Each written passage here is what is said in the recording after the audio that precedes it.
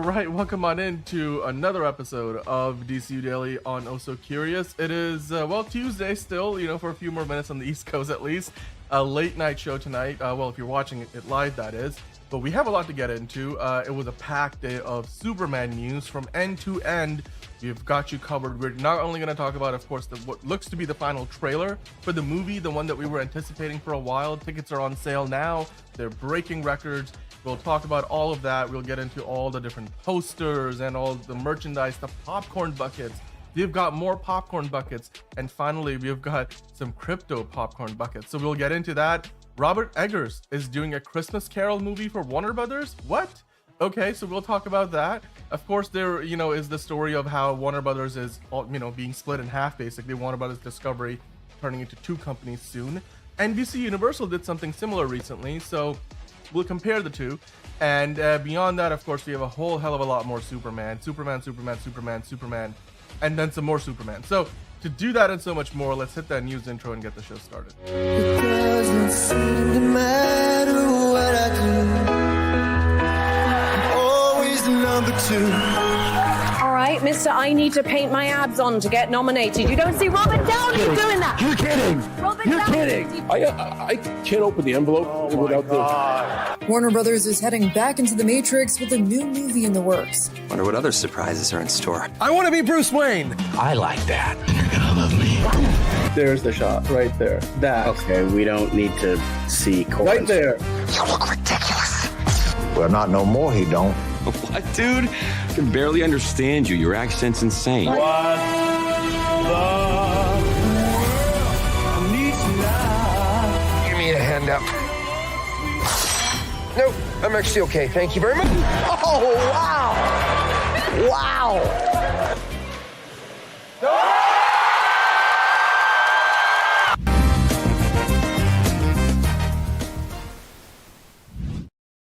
Yeah, a lot of Superman today. Mid-Journey's getting sued by Disney and Universal. We'll talk about that as well. And Snow White, if anybody's interested, it's now streaming. We'll get into those details. But of course, you guys are here for Superman news. I know you guys are here for that. So we have plenty of that to get into. And to do that, as always, with me, I've got John. How are you doing today? I'm doing okay. People are being assholes on the internet, so I got to deal with that. But, outside of that, I'm doing A-okay. Wow. Awesome. I just opened this and it did like a huge I think like I saw the mist. It was crazy. I'm like, does that ever happen to you when you open a soda bottle? Anyway. Ooh. Sorry, I was parched. I was eating like saltine crackers during the intro. Speaking of eating, super okay. I wish I was eating that instead. I got my cake batter sugar cookie blizzard. I'm disappointed in myself for not getting that today. I'll work on it. You know what though? Let's say hello to everybody in the chat. Monique showed up early as always. Hello all. Hope you were having a fantastic Wednesday. Wednesday for you. It's still Tuesday for us. We were gonna do tier list Tuesdays. Hopefully the cooler weather is coming out our way. Stay hydrated. Exactly. Stay hydrated. It is pretty hot out there right now. Honka honka, Caleb. Of course, we also have figure drawing in the chat. Superman red makeup around his eyes after using heat vision. Why? I'll save that one because we will address that later in the show. Caleb saying Superman can control how he uses X-ray and might be the after effects of using X-ray for so long. That's a very good point. Antonio's here right at the top of the show. Hello, Antonio. How are you doing today? And Caleb, we will talk about Robert Eggers in a little bit. That 360 was, yeah, you know what it was. Save your comments, guys. We're gonna get in there. We're gonna talk all about it. We're gonna break it down, all the Easter eggs, and we're going to speculate. I know some of you guys predicted a lot more heat vision was going to be in the new trailer. We got a lot of it in this one. And yeah, we will talk about all of that, of course. What's up, everybody? Hunter Iggy's here as well. So glad you guys are here. But you know what? The first thing we want to do, it's a bit more of a somber note to kick things off with. But, I figured let's do that first and address it right off the top. You guys might have seen in the news today, Brian Wilson, the heart and soul of the Beach Boys, passed away today at the age of 82. I am not as familiar with his work, but on behalf of him, his family announced the passing, saying we are at a loss for words right now. John, what are your thoughts on the passing of Brian Wilson? And were you a fan of the Beach Boys? Like I said, I It's not the kind of music that I listen to as much, but you know, I still knew of Brian Wilson, and it's always a Right. sad day when something like this happens. But what about you, John? What do you think? I mean, I'm not like I'm not gonna act like I've done like a deep dive into the Beach Boys, but I recognize the talent there. Yeah. Um, Beach Boys were a great band. Brian Wilson was a great and amazing talent. Um, you know, it's sad to see him go, but considering that um he was on the down and out health wise, especially after his wife passed away last year, the wife who essentially saved his life. Um, Yeah. so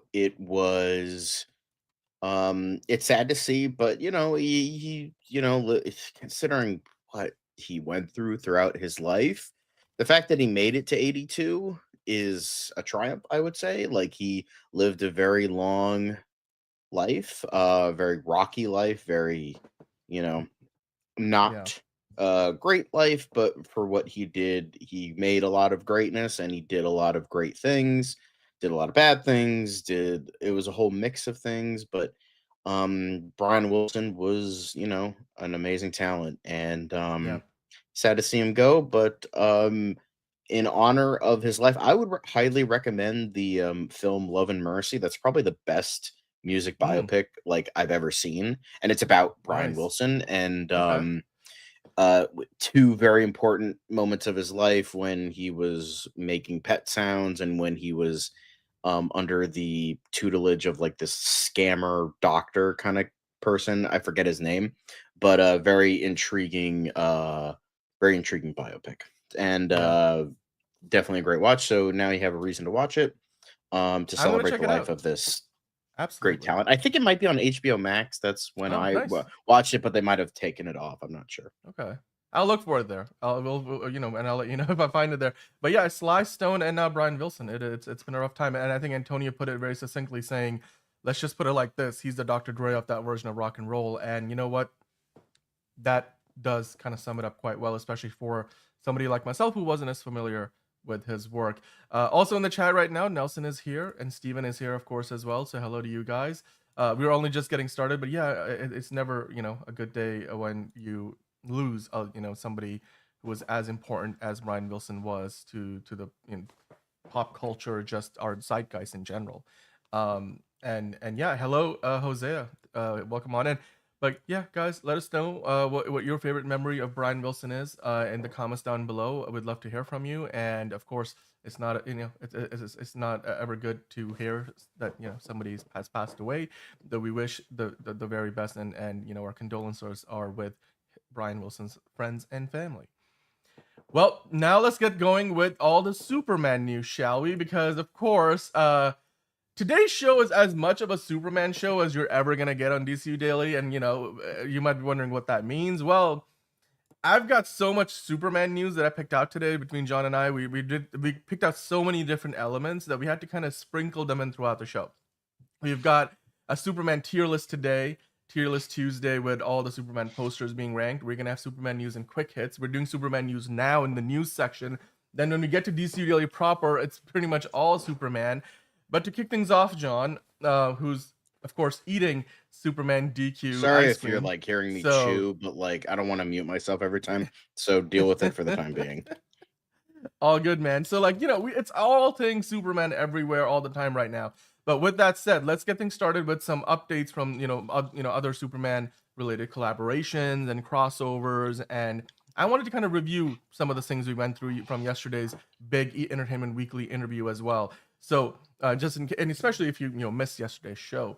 So let's dive into it, shall we?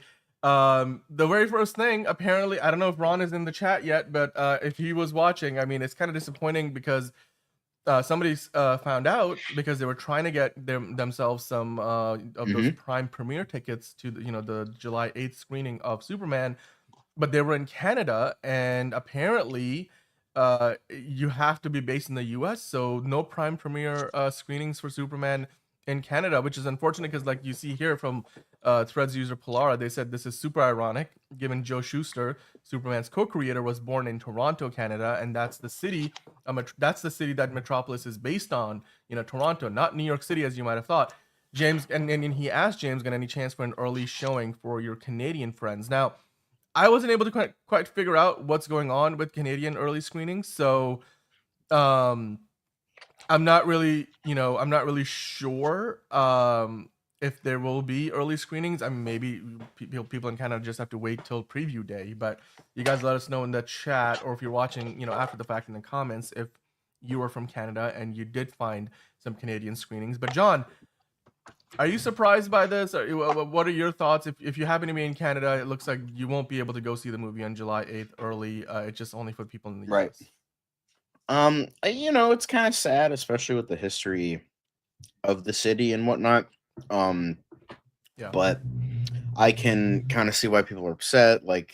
But I can also kind of see if it's like, Amazon is a strictly, American-based company, so maybe it's just like because of that, and maybe it's just a little bit easier. Maybe I mean, they're based in America, but they have business and operations everywhere. But I see what. No, I know, but it's just like maybe because of like a licensing thing. Maybe That could because maybe there's only like specific. I'm sure there's a plenty of Maybe they American didn't make theaters. those plans because of the lawsuit, because they were wondering, maybe the lawsuit. Maybe, but maybe. I'm willing to believe that I'm sure there's like some podunk theater in the Midwest that can't go see the early screening. I'm sure there's plenty of but it's like I think it's just like bigger cities and stuff like that. But even then, I'm not saying this is a bad thing to feel because it's like it kind of sucks. But but I can see why it's probably I can see why it was probably not gonna be in Canada. Yeah. But no, they have every right to be upset, but maybe they can make something work. Try to, have a last minute thing. I don't know. I hope so. I mean, and maybe their plans are a bit different. Like we saw that in France. Manos was mentioning it yesterday. They have 2 times, like 6 p.m. and 9 p.m. on July 8th. But I'm not sure if Manos meant that was also a Prime premiere or that was set up through something else, maybe another sponsor of some kind. So there you go. That earlier was amazing. What are we talking? Wait, I don't know what the watcher is referring to, but hello, watcher. Thank you for watching. We appreciate you watching, and we are watching you watching us. So let's just keep watching. Anyway, moving on to the next thing.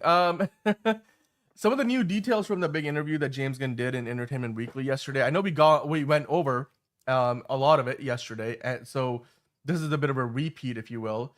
But let's just kind of review it, because I feel like we missed a couple of things if you go off of this post here, where they summarized a lot of what was talked about in that interview.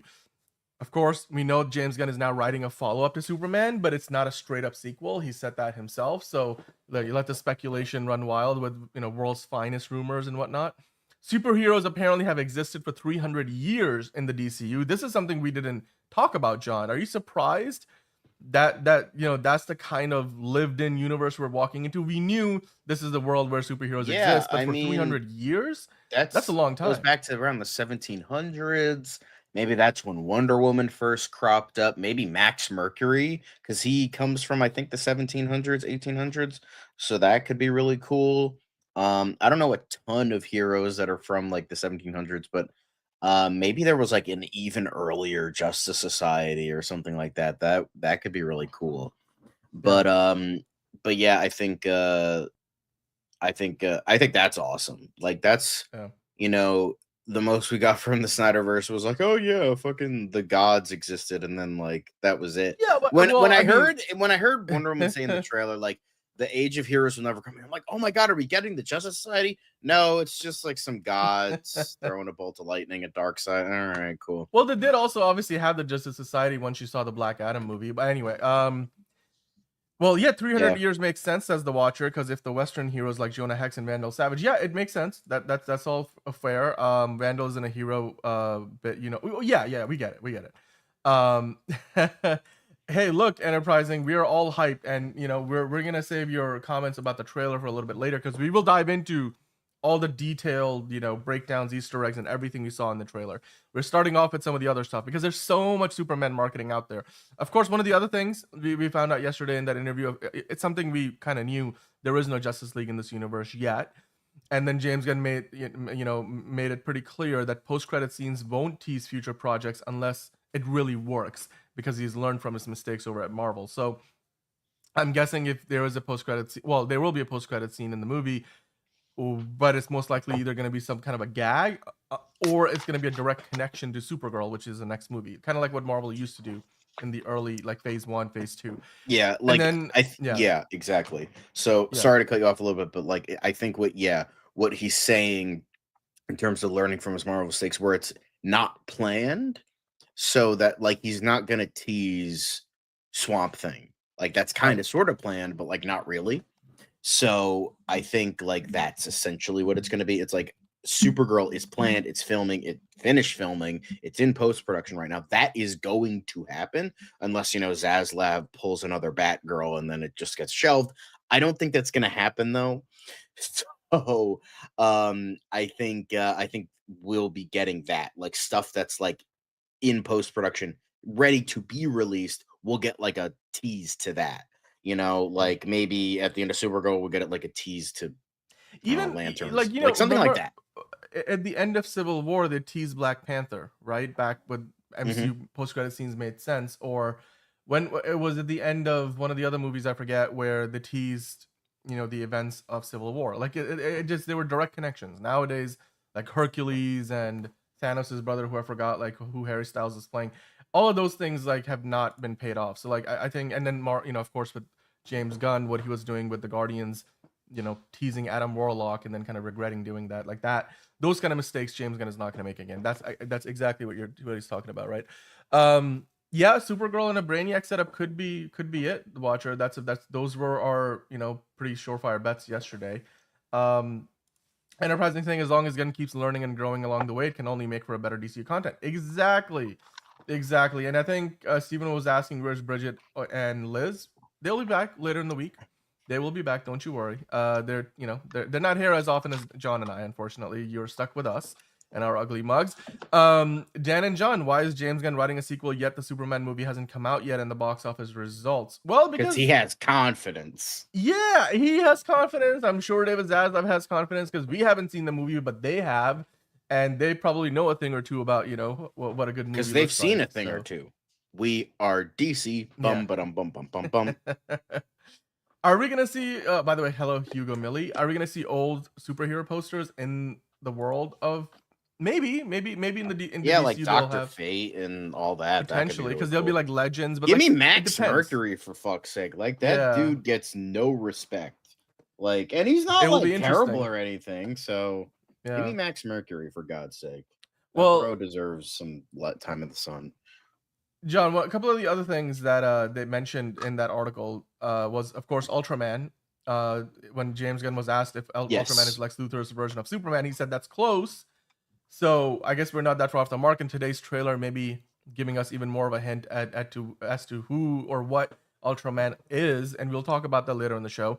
But then Wonder Woman film is being written right now. That was exactly the words from James Gunn himself. So that's essentially all the big highlights from the EW interview yesterday. So if you guys missed yesterday's show or haven't read that EW article, the Entertainment Weekly article, the cover shoot that they did with the cast of Superman, those are the highlights. Now, let's keep going here because we have to get into a few other things. Of course, one of the shots they had in that Entertainment Weekly article, which we also now see in the trailer from today, shows Superman with a bit of like what you could best describe as burn marks around his eye. And our movie news on X were speculating heat vision seems to have hurt him a bit. So, John, I guess we'll get into this in more detail later on. Now, I have a theory time. Yeah, go ahead. If you have a theory, let's talk about it. Yeah, go ahead. So So remember in the metahuman prison scene, we have Metamorpho there, and he has kryptonite. So maybe the green kryptonite in this universe, because the kryptonite, it's a plot device. It like changes from comic to comic on what it does and all that, or how powerful it is. Sometimes it's really powerful. Sometimes it isn't. So I'm willing to believe kryptonite kind of just weakens him here, but like doesn't take his powers away. Sometimes it Right. does, sometimes it doesn't. So I'm willing to believe that he can still use his powers. But the thing is, he's so weak that it like his body can't like work. Like his body is almost like human in a way where he's like dealing with like the body is dealing with like other parts of his body having powers, you know? Like I can't really like say it perfectly, but like I follow he the can still logic use his though. powers, but his body can't handle that essentially. Because later on, when you see the guy when he's punching the guy and his teeth come out, his it's really like red and like rashy looking. So I'm willing to believe that he's using his his heat vision a lot, but like he hasn't gotten his full like metabolism back. So he's like still kind of weak. So it's still so Yeah. his own powers still kind of hurt him. So that's my theory. Like it's from the metahuman prison, it's from the kryptonite. And or maybe because since it's not technically real kryptonite, it's metamorphosed kryptonite, that it doesn't work the same way. So that could be It's so that also could work. not the first time we would have seen something like that. Even in Man of Steel, remember when he's on the Kryptonian ship, like he bleeds pretty much like a human would on Earth, right? So we have Do you seen Superman bleed? be weakened and then feel the effects of other super beings, you know, wailing on him or beating him up, and he's basically reduced to just a normal human being. But yeah, I mean, this is gonna be something we'll get into a little bit more when we get to the trailer reaction. But John, one of the things that Eddie Gattegi mentioned, you know, in his interview the other day in the Entertainment Weekly article, because he was also interviewed for that, was that he's gonna be in other projects in the DCU, which you might be like, duh, but like still, we hadn't heard about that yet. So, according to Eddie Gattegi himself, he said Superman isn't the only project that I'll be in. My question to you would be, what is the next thing that he's gonna be in? Like, is it gonna be a movie with the Terrifics? Do you think that's maybe a little too fast? Because we gotta like, I guess we gotta figure out if that would even be a viable, commercially viable movie, or does he show up in, I don't know, maybe he's in one of the other cameos in Peacemaker that we haven't seen yet in the trailers. Right. Like, what do you think? I'm not sure. I mean, I'm because the thing is, I'm sure like with a big superhero project, you sign a contract nowadays. Like that's the whole thing, right? Like you sign, okay, I am ready for this however many movies, this many like it doesn't say what the movies are, just like, oh, you're gonna be in 3 movies, you're gonna be in 5 movies, you're gonna be in this however many movies. Like for instance, Tom Holland, when he signed on, he had a contract for 5 movies. It was Civil War. It was at the time it was Civil War, the 2 Spider-Man movies, Infinity War and Endgame. So those were the movies, and then he had to re-sign for No Way Home. But then there was the whole thing with Sony, and then he came back, and then there was that. But yeah, I think it was or maybe it was, I don't know what the exact contract was, but I think it was 5 movies if I remember, or maybe it was 6, I'm not sure. Right. Well, but the details don't Whatever matter. it I is, know the what you point mean. is Yeah. I'm Yeah. sure like Eddie could say, okay, sign this contract, you're going to be in 3 movies, you're going to be in Superman, or 3 projects, Yeah. and you're going to be in 2 other ones that Right. we don't have signed on. And I'm sure Yeah. like if this does well, I mean, it says Guy Gardner is like a big like fan favorite from the test Mhm. screenings that actually happened, Jeff. Right. So I think maybe they're gonna have like the Terrifics with Guy Gardner and Hawkgirl and Right. Metamorpho instead of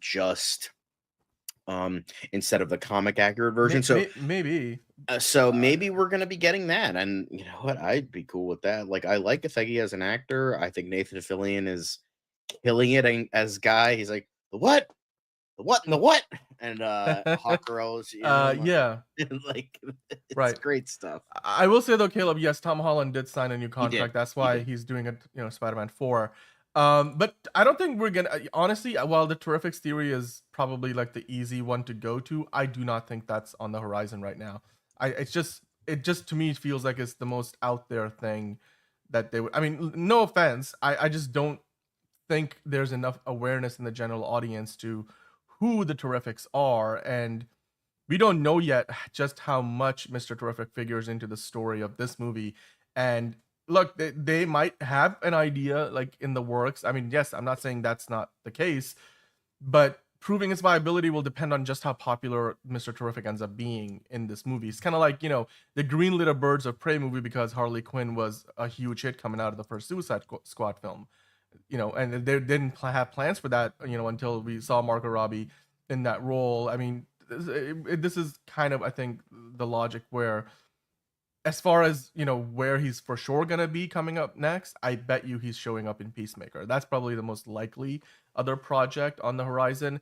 And then, you know, he might cross over into Lanterns or maybe even Supergirl, because those are already in production, and you know, he could just be a supporting character, have a cameo in a few places. But yeah, I would love to see a Terrifics movie. I just don't think that's on the horizon right now.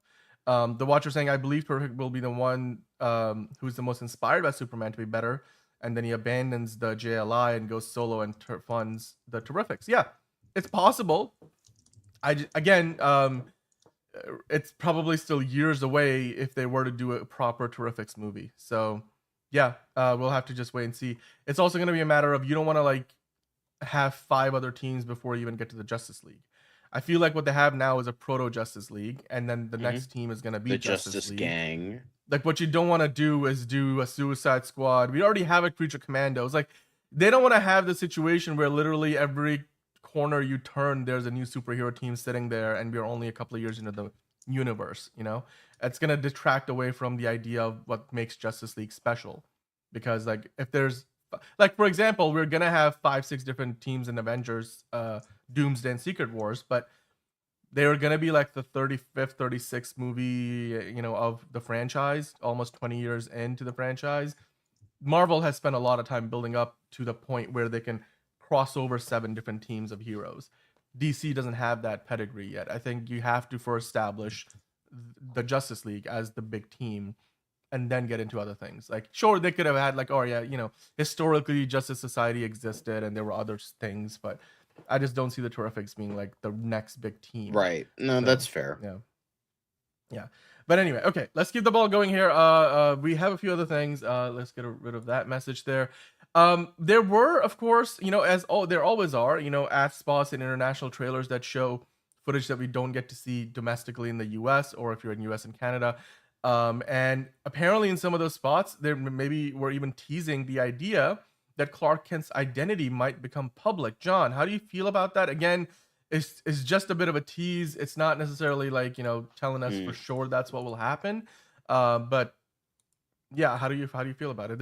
I think this is one of the Chinese teasers, right? So what do you think? Would you want this World Superman to have his identity be public? I mean, doesn't that kind of take No, away because from I the feel mystique like of the that's like character? copying Marvel a Yeah. bit, because like literally the whole trajectory of that like idea of a secret identity was changed because Robert Downey Jr. ad-libbed. So I'm like, let's not do that again. And I feel like James Gunn is learning a lot from his time at Marvel, doing a Yeah. lot of different things and that kind of. So I don't think he's gonna do that, because like I like the idea of a secret identity. It makes things more interesting. I like that. I mean, he 'Cause, like, can't be a reporter anymore, right? Like, he wouldn't be able to do his job. Because Like, I like the it's idea of like Lex Luthor. Like Lex Luthor in the comics, like I love how it's like where he's been revealed Clark Kent's secret identity. He's like, I don't fucking believe that. Get out of here. And it's like, because it's like a man who is that like ahead of everyone and that intelligent can't believe that like the world's greatest superhero is just a guy. Like he can't like wrap his head around that. So I don't think they should do that. Like I like the idea of, and very good choice of where you stopped on the video, Dan. Sorry. Yeah. But did I distract you enough? Okay.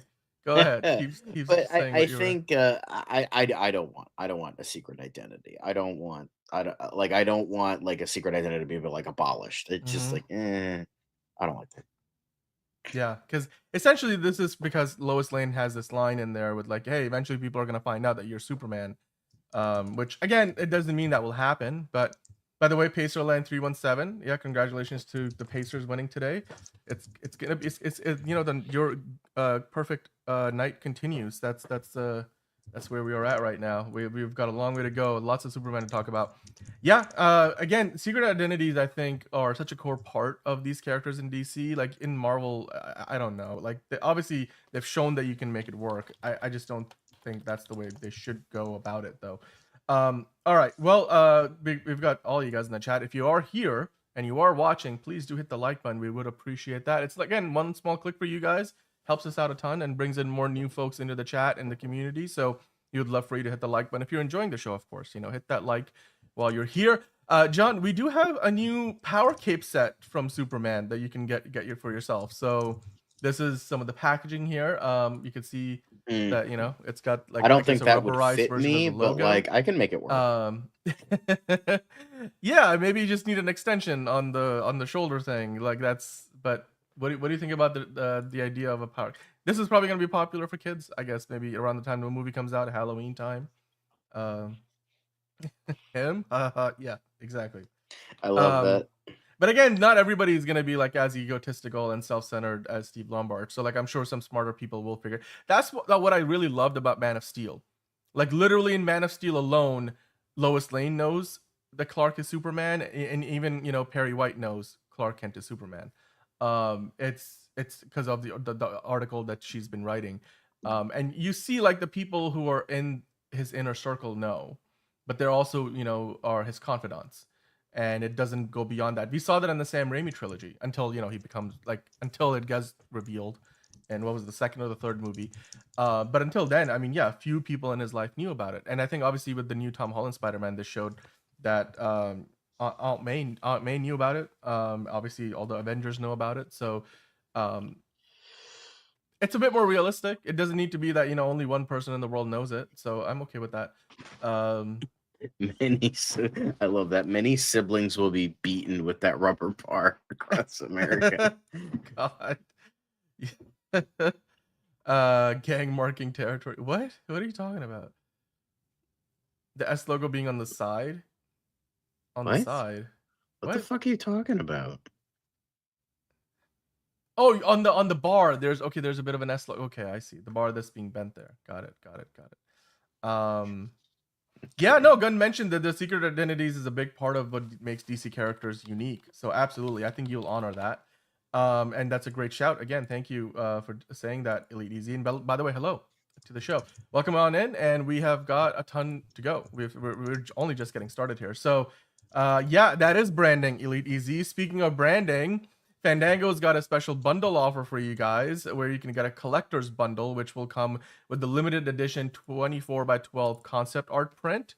Then you will also, as part of that, get an exclusive Superman comic book and then a Superman hat. I really love the embroidery work on that with the logo. Then you will get one Superman movie ticket, any format, and you can get all of that for what I guess I'm thinking that's a pretty good price, $59. $59 is not bad. I feel like if you were to buy that hat on its own, that might be like $20, and then the print itself might be another 10, 15. And then the ticket probably like costs you $20. So right there, I mean, at that point, at least the comic book is free. I don't know. It feels like a good deal to me. What do you think? It's I'm not gonna financially recover from this fucking movie, guys. Well, at least about this, you don't have to worry about it, John, because they have an update there which says that the bundle is now officially sold out.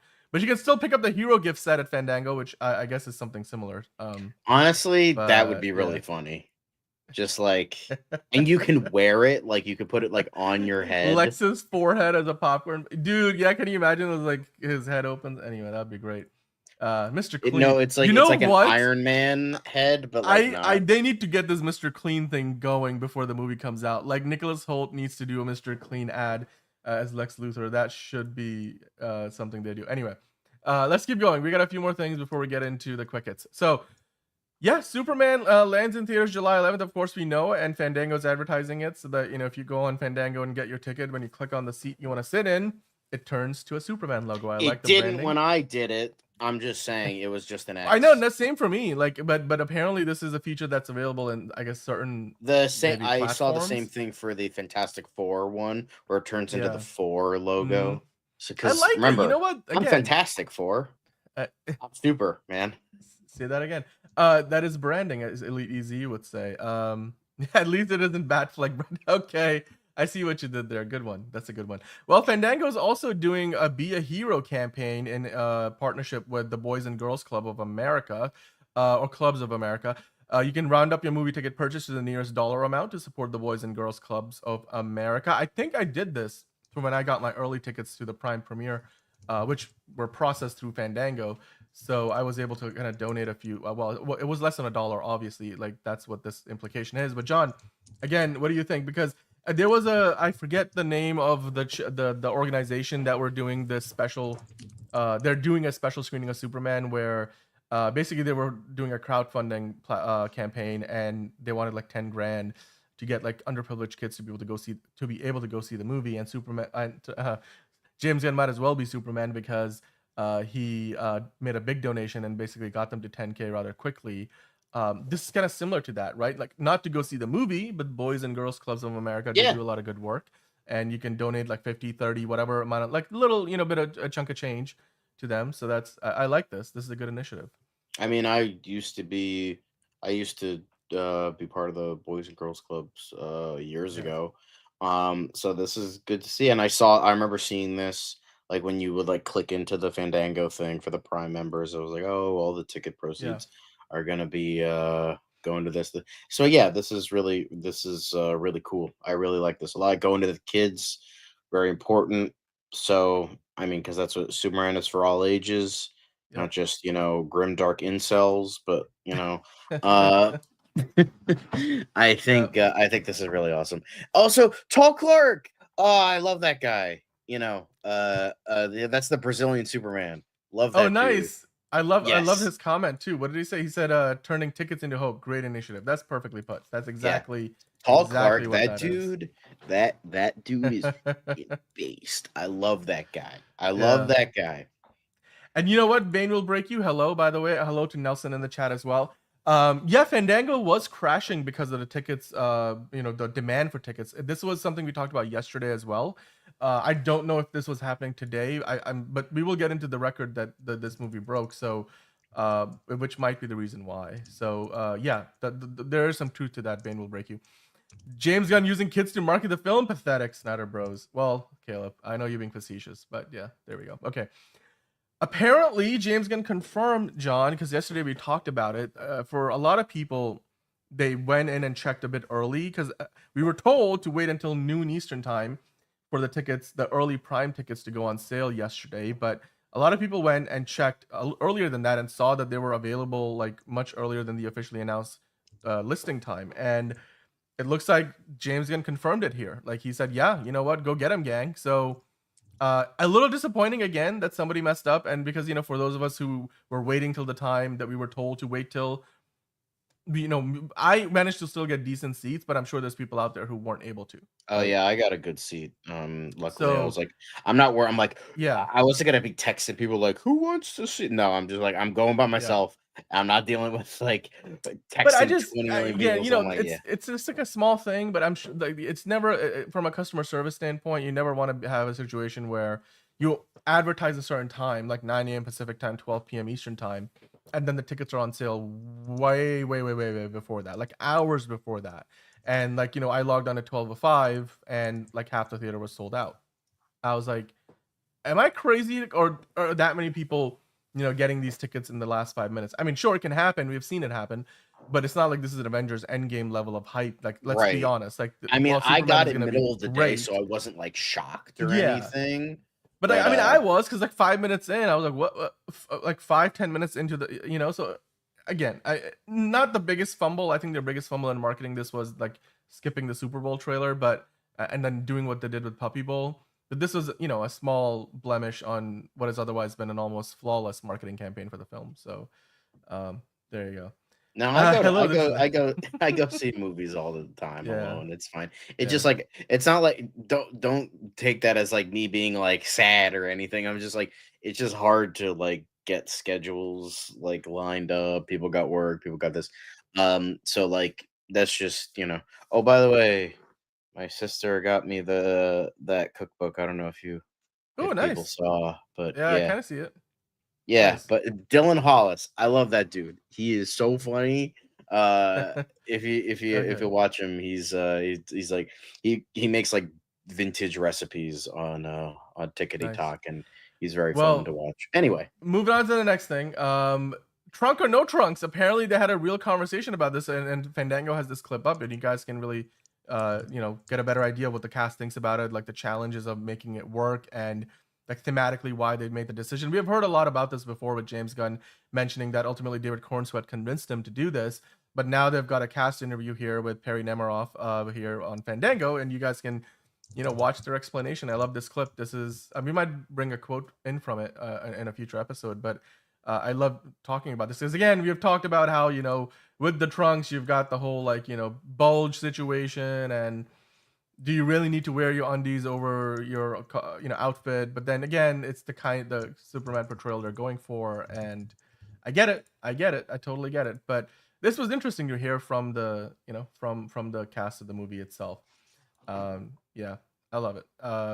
Did you're you get not a my chance to see it? friend. Get the hell out of here, Caleb. John, did you get a chance to watch this clip, by the way?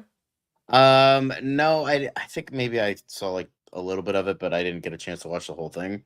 But yeah, I mean, they've been giving the same kind of reason. Oh, it's because of the kids. So it's like I would imagine they don't really introduce anything new in the clip. But I like seeing them like passionate about this. Where James Gunn is like, I wasn't gonna do it, and then David Cornsweet's like, you gotta fucking have the trunks, or I will fucking quit this movie. I don't think he worded it like that, but like I'm just saying. Yeah. Well, I mean, James Gunn also kind of mentioned that, hey, this is he's an alien, right? Like, so it's a comic book movie. This guy has he's got freeze breath or heat vision. So what if he wears trunks on top? It's just, but making them believable obviously was still a concern. So you could tell like there was a lot of dialogue between both David Cornsweet and James Gunn, and we know ultimately they went with the trunks. So there we are. But yeah, it's a great clip. You guys can go check it out if you have time. But you know what? You should also check this out, John, because we have the Cinemark hot off the press new collectibles from Superman, and they look amazing. Look at these, dude. Yeah. Some I of these the we've seen before. bowl. I'm sure Yeah. that That's Dog nice. I like Man that one. had some extra Oh, dog that's bowls, so they cute. took off the Yeah, saran this will wrap. bankrupt you, John. I feel for you. This will completely bankrupt you with. This is my favorite Superman popcorn. That's bucket. great. Give me that Krypto popcorn bucket right now. Can you not hear me right now? Can you hear me? I can hear you. Yeah. Okay, you were like interrupting me, so I'm like, oh, I'm sorry. I don't know. I couldn't hear you at the moment. Good. Go ahead. so I was like, am I on mute? But essentially, it's like I love the dog bowl that they had. That was great. I'm sure they had leftovers from Dog Man and then just like reprinted it. So, so like, all right, we'll reuse these. That's fine. So that is really cute. You can take that home with you and use that at home. I like it. I love it. This is the one with Krypto is my favorite one so far. That is definitely my favorite one so far. Sorry, I cut you off though. But here are the photos, you're John. good.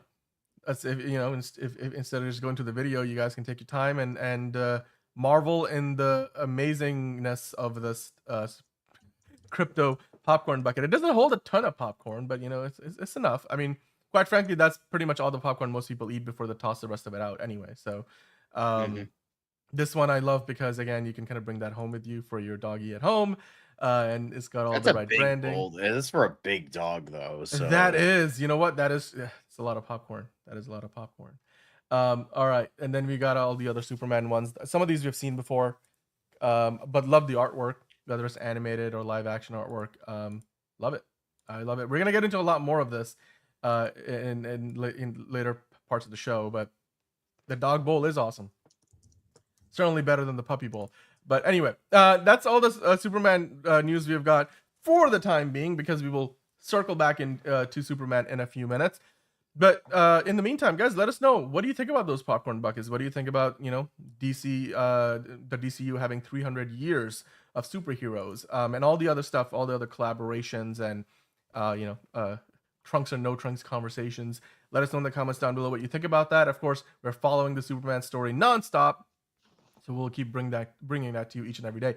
Right now, we have to change our focus. We have one more news story before we get into the quick hits. And that is, of course, you guys know we talked about it a few days ago. Warner Brothers Discovery is splitting itself in half. All the DC properties will stick with the streaming and studio side, with the current CEO David Zaslav would continue to be the CEO of.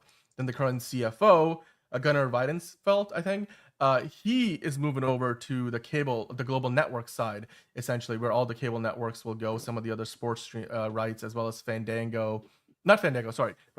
Bleacher Report.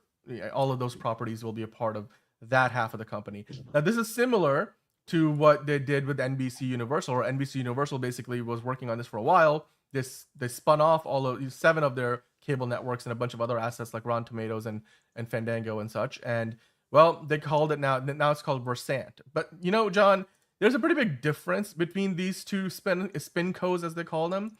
So let's kind of quickly go over that, because rich co versus poor co in the Hollywood Reporter, I think, is a very good way of describing it. I think it was yesterday or a couple of days ago we talked about how the Versant, which is from the NBC Universal spinoff, they don't have any debt. They have very little debt, if any. So they're ready to do business and maybe acquire other things and be aggressive, and that's what their new CEO has said they will do. But on the Warner Brothers side, the situation is completely flipped. They're going to carry like a good $30 billion or more of debt, and it's going to be, it's kind of like chains on your ankles, like, and just dragging that debt along for however long they need to do it until they can pay it off. What do you think about the idea? Because again, we talked about this where we were like, does that mean that new Warner Brothers spinoff is going to go under after a while because they won't be able to pay off the debt, whereas Versant from NBC Universal is set up for much more success? I don't know. Again, I'm not really like, I don't know the business side of it all. John, here's one thing I will add. Like, one of the things that I will add, just to kind of add a bit more color to the conversation from what we talked about last time, they mentioned that, the cable networks are the cash cow of the company. They bring in most of the revenue. Whereas, like, the growth is pretty much stagnated in that, right? Because the cable is a dying industry.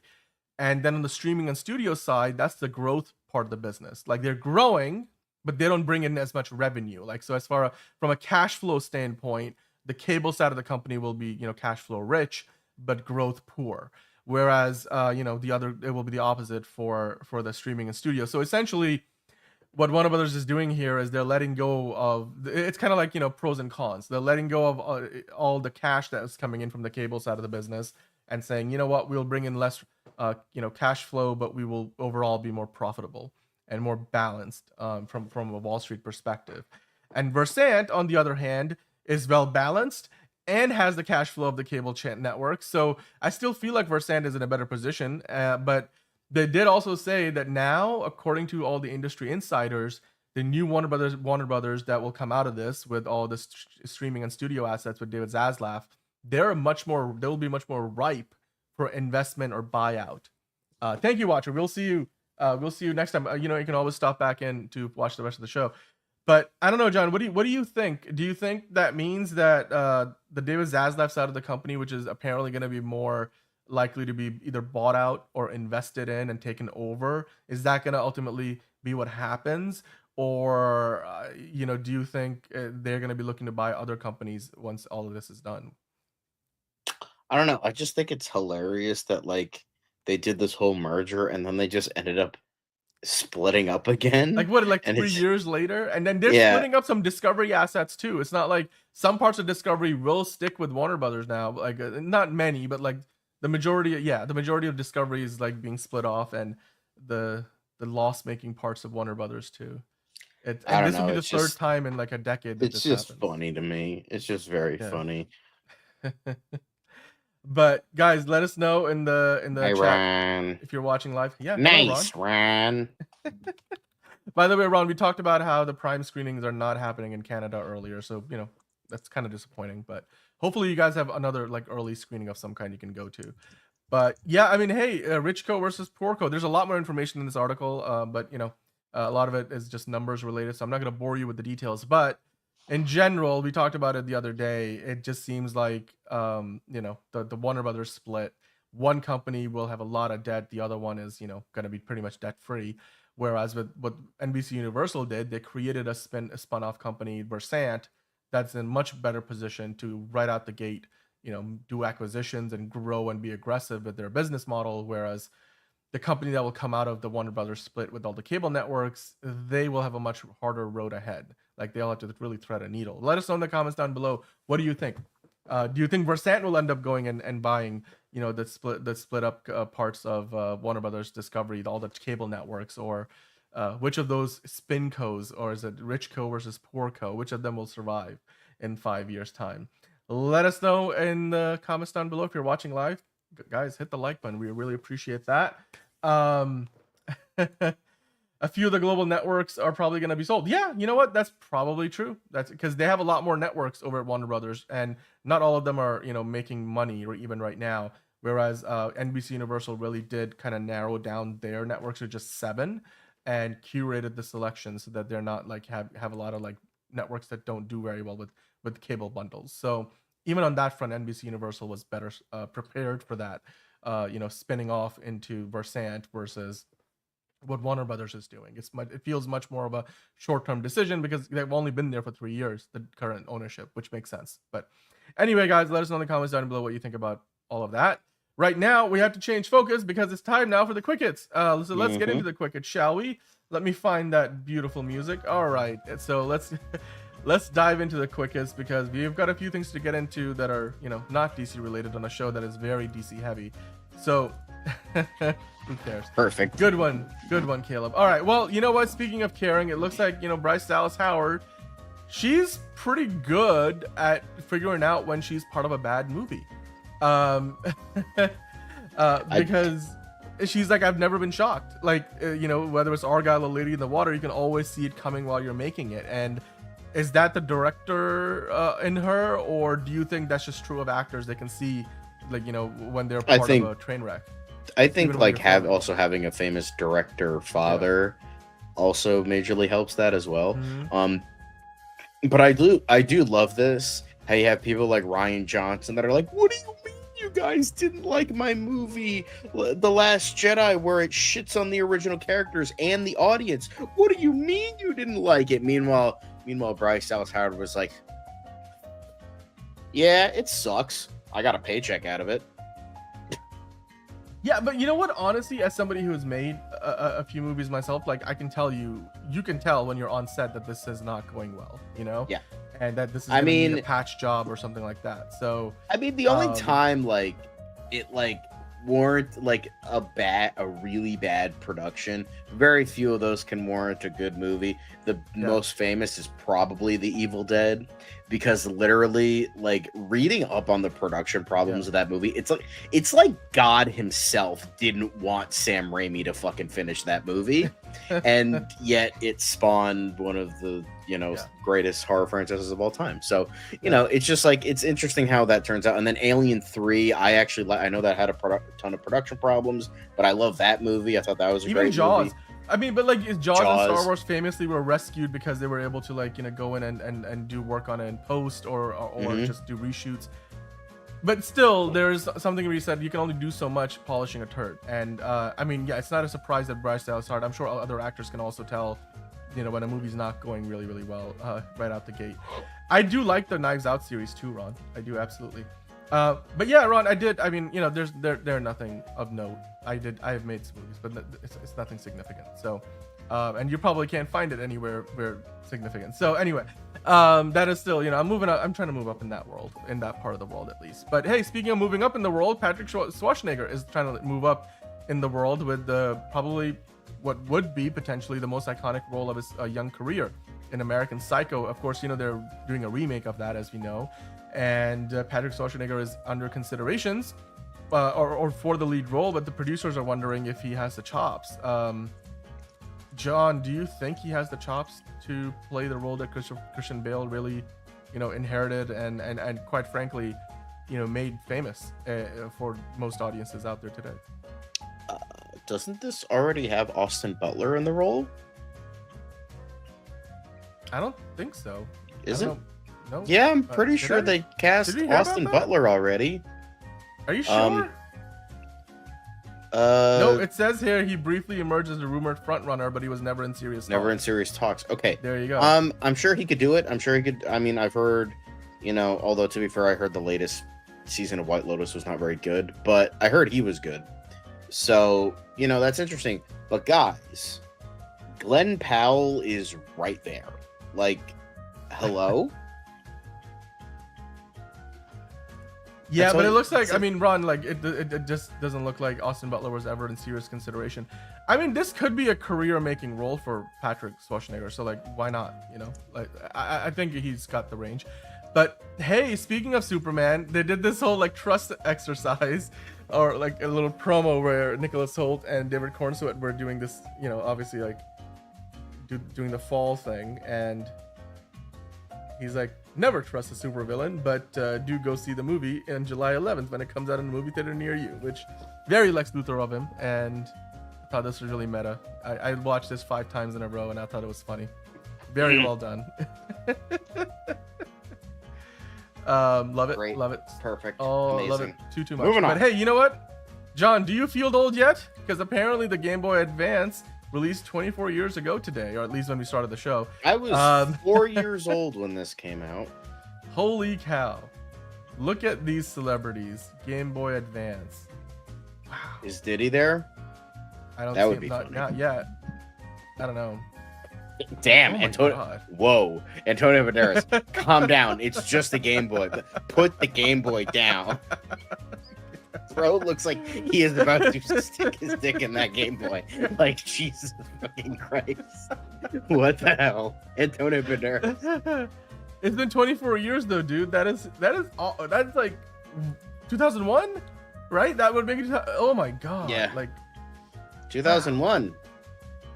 This is the most important thing to happen in 2001.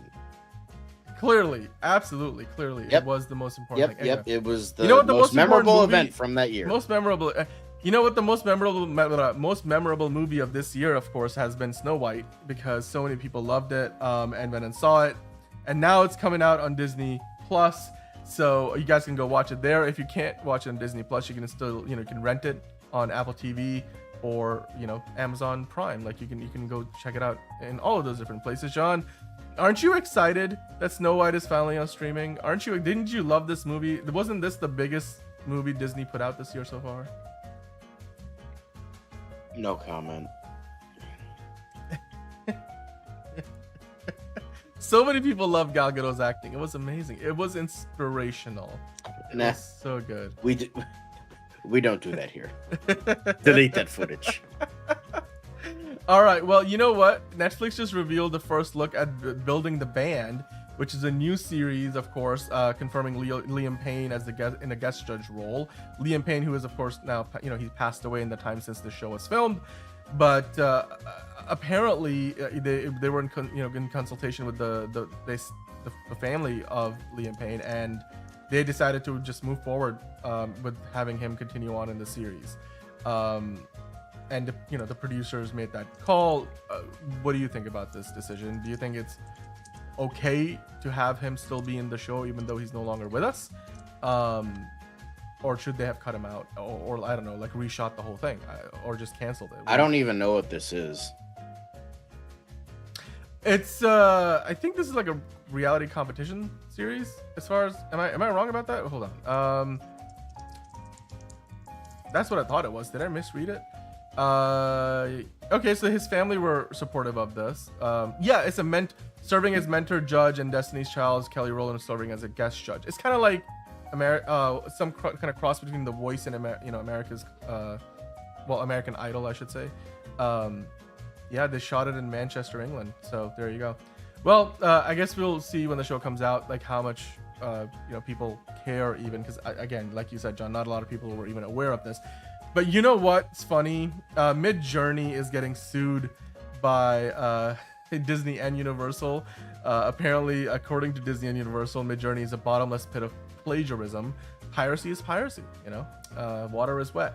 But what do you think? Mid-Journey is one of those many AI companies that you can go and generate, images, and it will, I guess, use the breadth of the internet, including a lot of copyrighted content, Are you surprised that this kind of lawsuit is happening on this scale? Do you think this is the beginning of many more like it? We'll say the enemy of my enemy is my friend. I hate Disney with every fiber of my being, but I hate AI art more. So I'll let Disney slide with their love of killing any sort of anything. Mm-hmm. They're not as bad as Nintendo, but like they're still pretty bad. But like this is okay. This is okay. I agree. Okay. You know what? Just the thing maybe about if Disney can like keep going with this, Yeah. they could stop targeting like YouTubers that have like 3 pennies to their name. That would be perfect. Yeah, because they use 3 seconds of "It's a Small World." but you know what? in Nico their might be video. onto something because like they'll settle, then Disney's gonna buy them. You know what? That's what happened. Remember when Fubo sued Disney because the whole Disney and Warner Brothers and Fox, and they were trying to do their whole combined venue sports streaming service, and then ultimately, you know, Disney ended up with being like, okay, we'll just buy you Fubo and integrate you in all of our other stuff. So it was like Fubo was like, don't leave us out of this, we'll sue you, and then Disney was like, okay, fine, we'll buy you.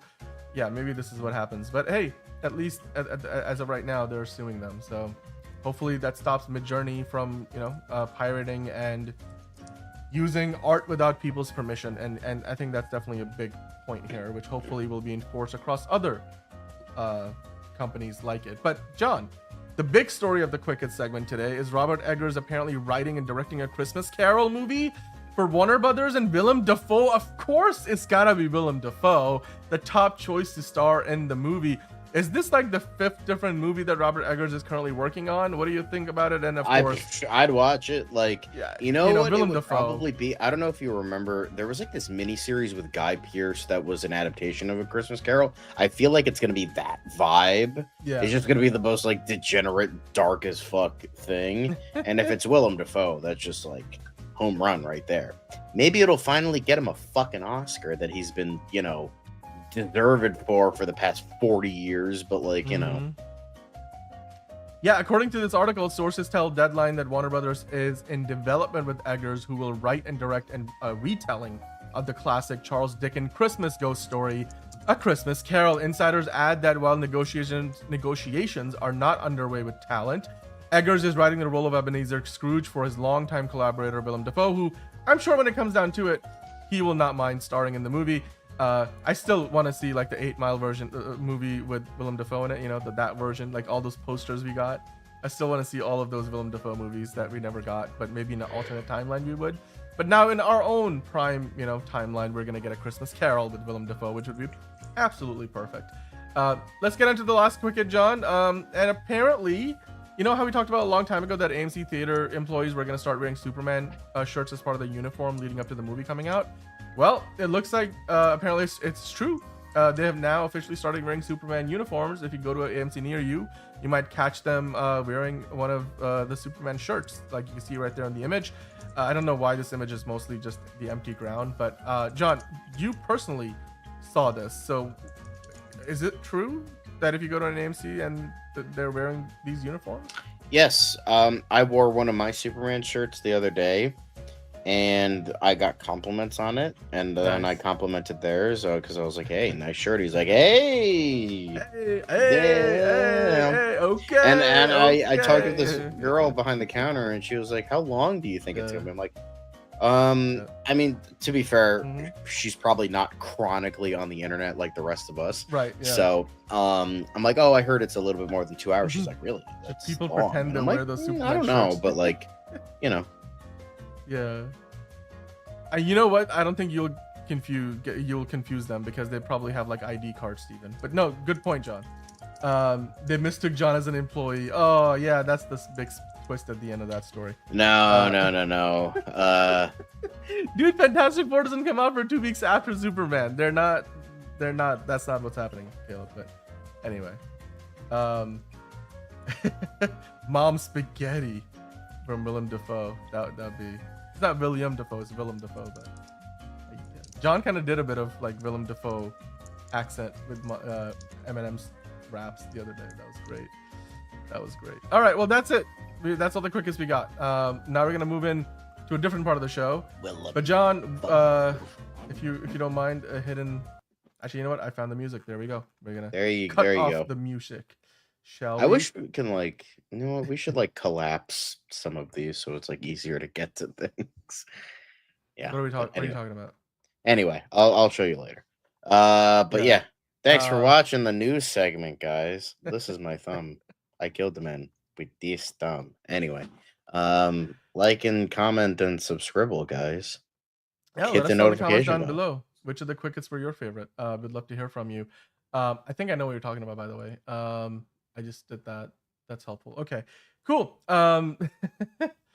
Let's see what else. DC. Well, these not quite DC time. Enterprising. Yeah, it's kind of. You know, we will bring on Superman. Dan is figuring things out one mistake at a time. Thank you, Caleb. You got. You know, everybody's a critic. Oh my god. Like, are you kidding me? As much as I'm hyped for Superman, and I did not like the Dairy Queen Superman ice cream. You know what, John? Why don't you tell Ron about that? Give me 1 second. I'll be right back.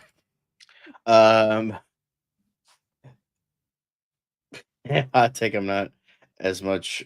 Hot take. As much as I'm hyped for Superman, I did not like the Dairy Queen.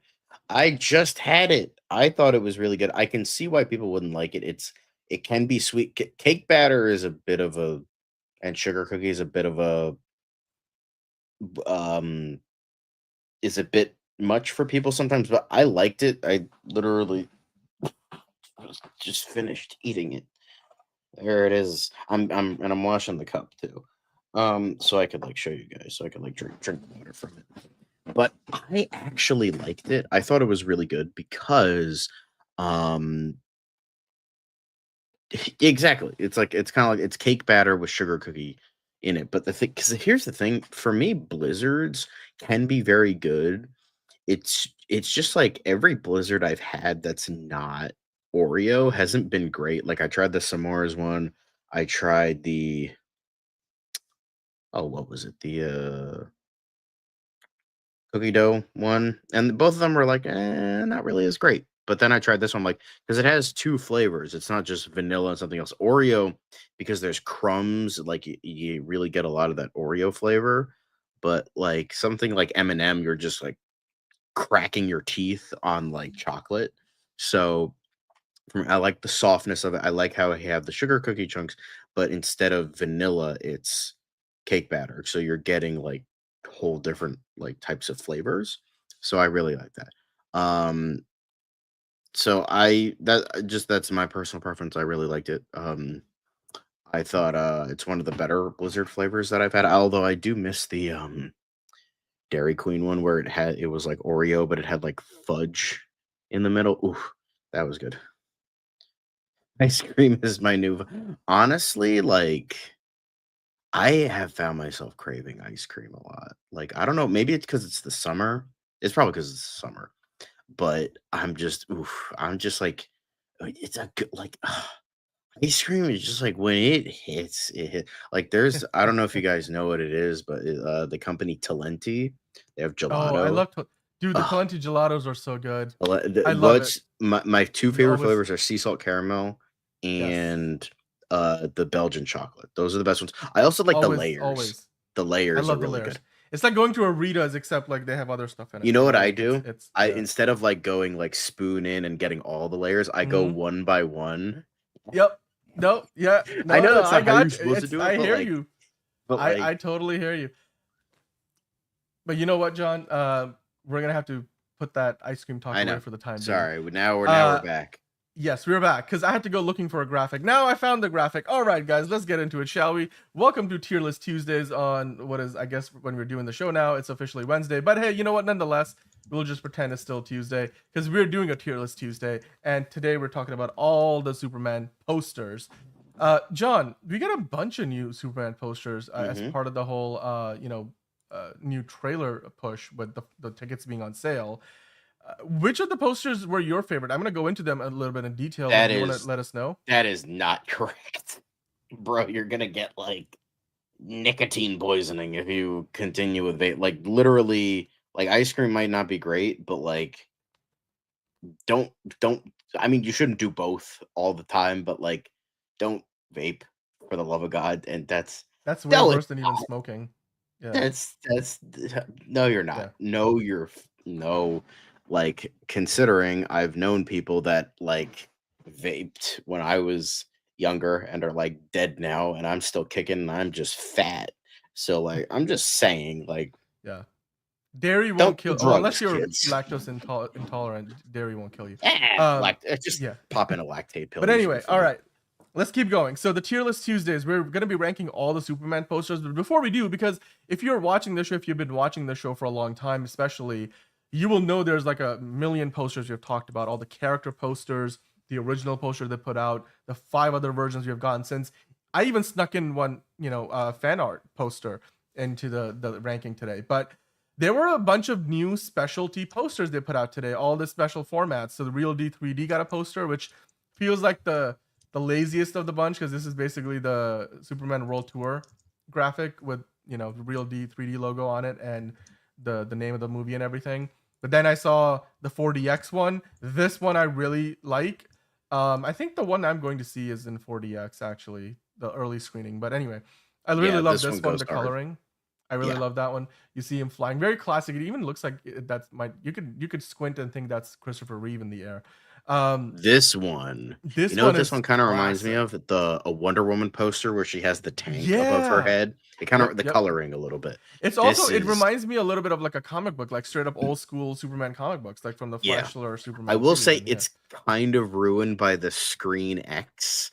Like I understand it's specifically for Screen X. It looks like a Mission Impossible logo, Yeah, it should have been like more in like the Superman font.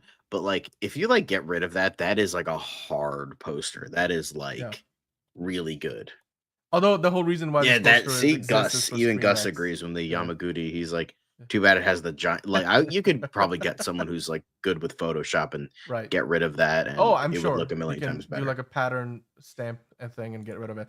But the Dolby Cinema one looks really nice. I love how that's really this good. Is all very minimalist, and you get I guess that's meant to be motion blur with Superman flying so fast.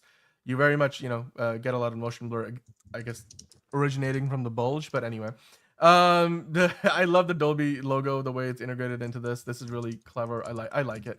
And then of course we have another IMAX poster because we got one yesterday, and then here's another one. I think this one takes the cake for me from all the ones we saw today. Filmed from IMAX or filmed for IMAX, and it's kind of like just the IMAX logo is the shape of the rocks on the moon in a manner of speaking, or at least a texture. I really love this. This one is fantastic. This is probably my favorite one from the bunch we got today. Yeah.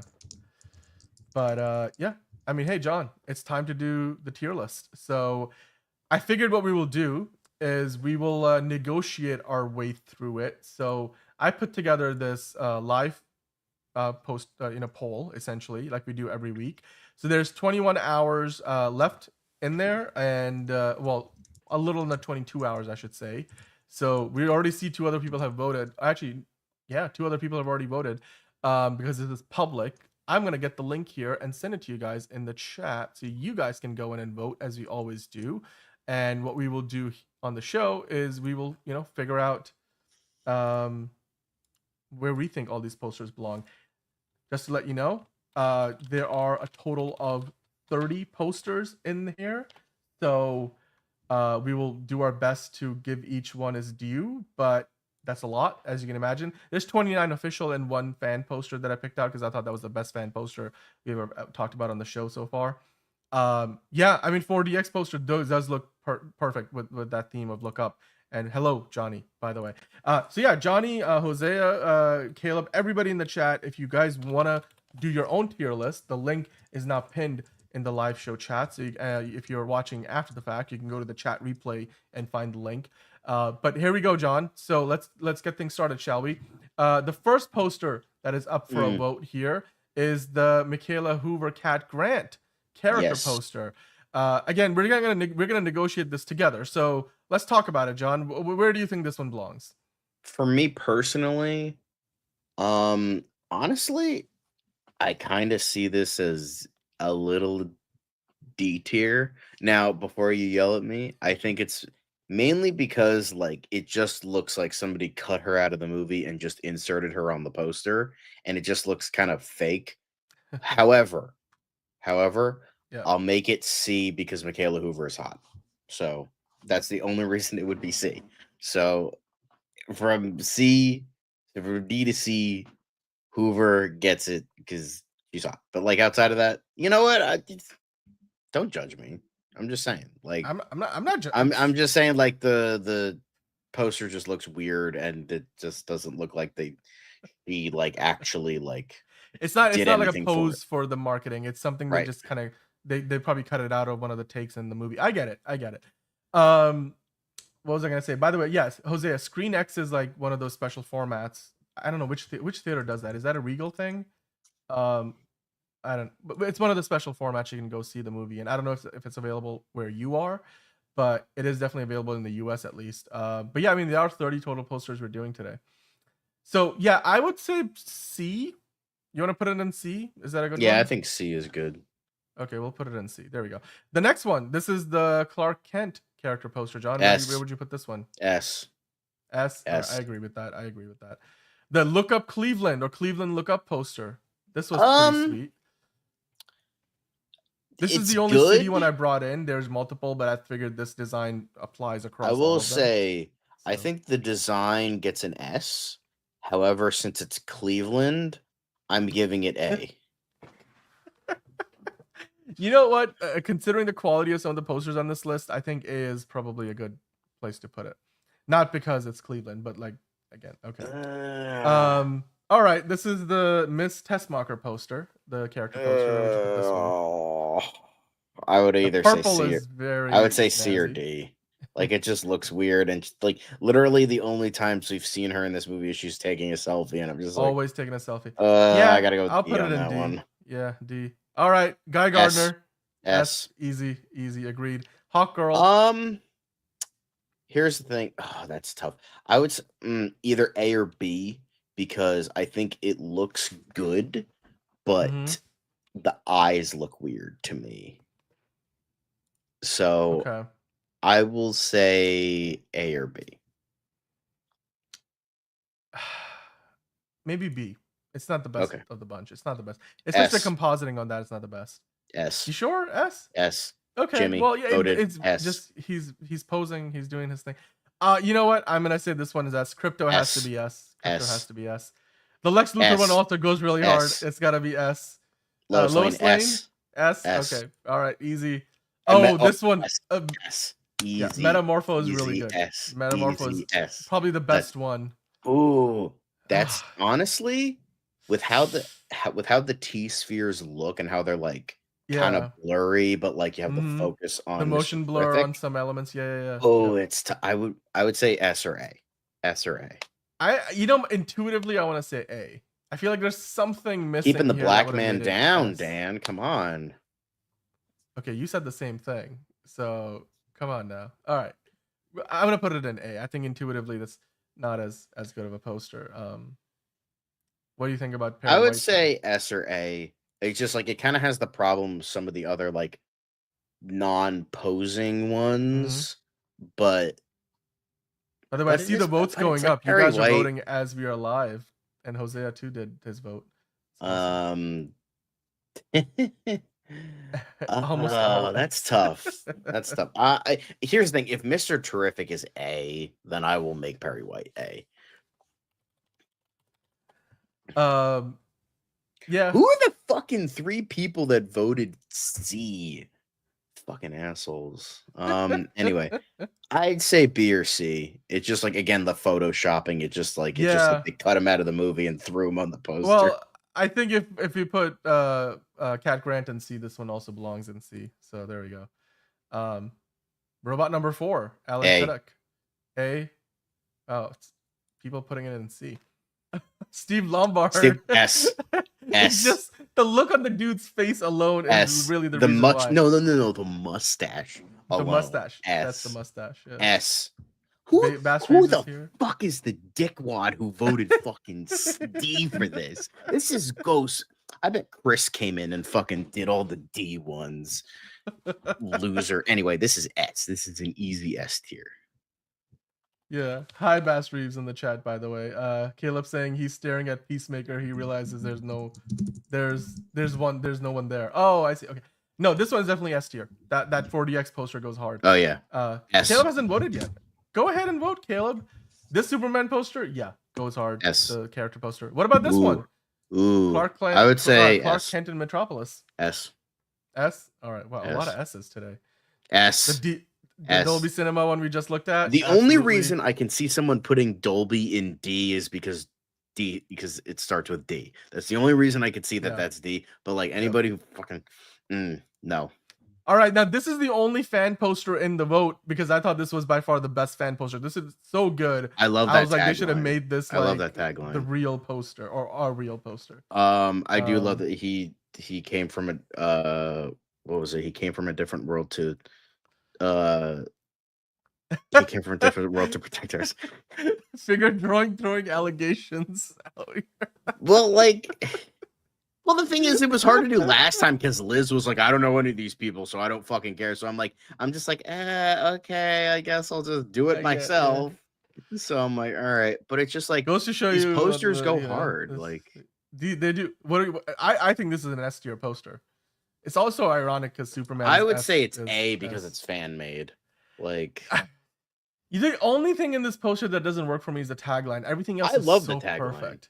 I love the tagline. Okay, we're putting this in the S. I'm gonna make the executive decision on that one. We're putting that in the S tier. Born under our stars to protect. Born under another star to protect ours. Yeah, you know what? Okay, that is growing on me. That tagline. Anyway, John, what about that IMAX poster from today? Where do you think that one goes? I love this one. Very sci-fi. I think I'm gonna put it in A tier for it goes super hard. It goes super hard. However, them sitting on the IMAX logo looks weird to me. Like it looks a little awkward. Clever. I think it's clever. It just it looks. It just what looks would be awkward. you know what would be awkward if Superman's butt was sitting on the I. He's sitting on the M. You know, like it's. I just think. Oh, hello.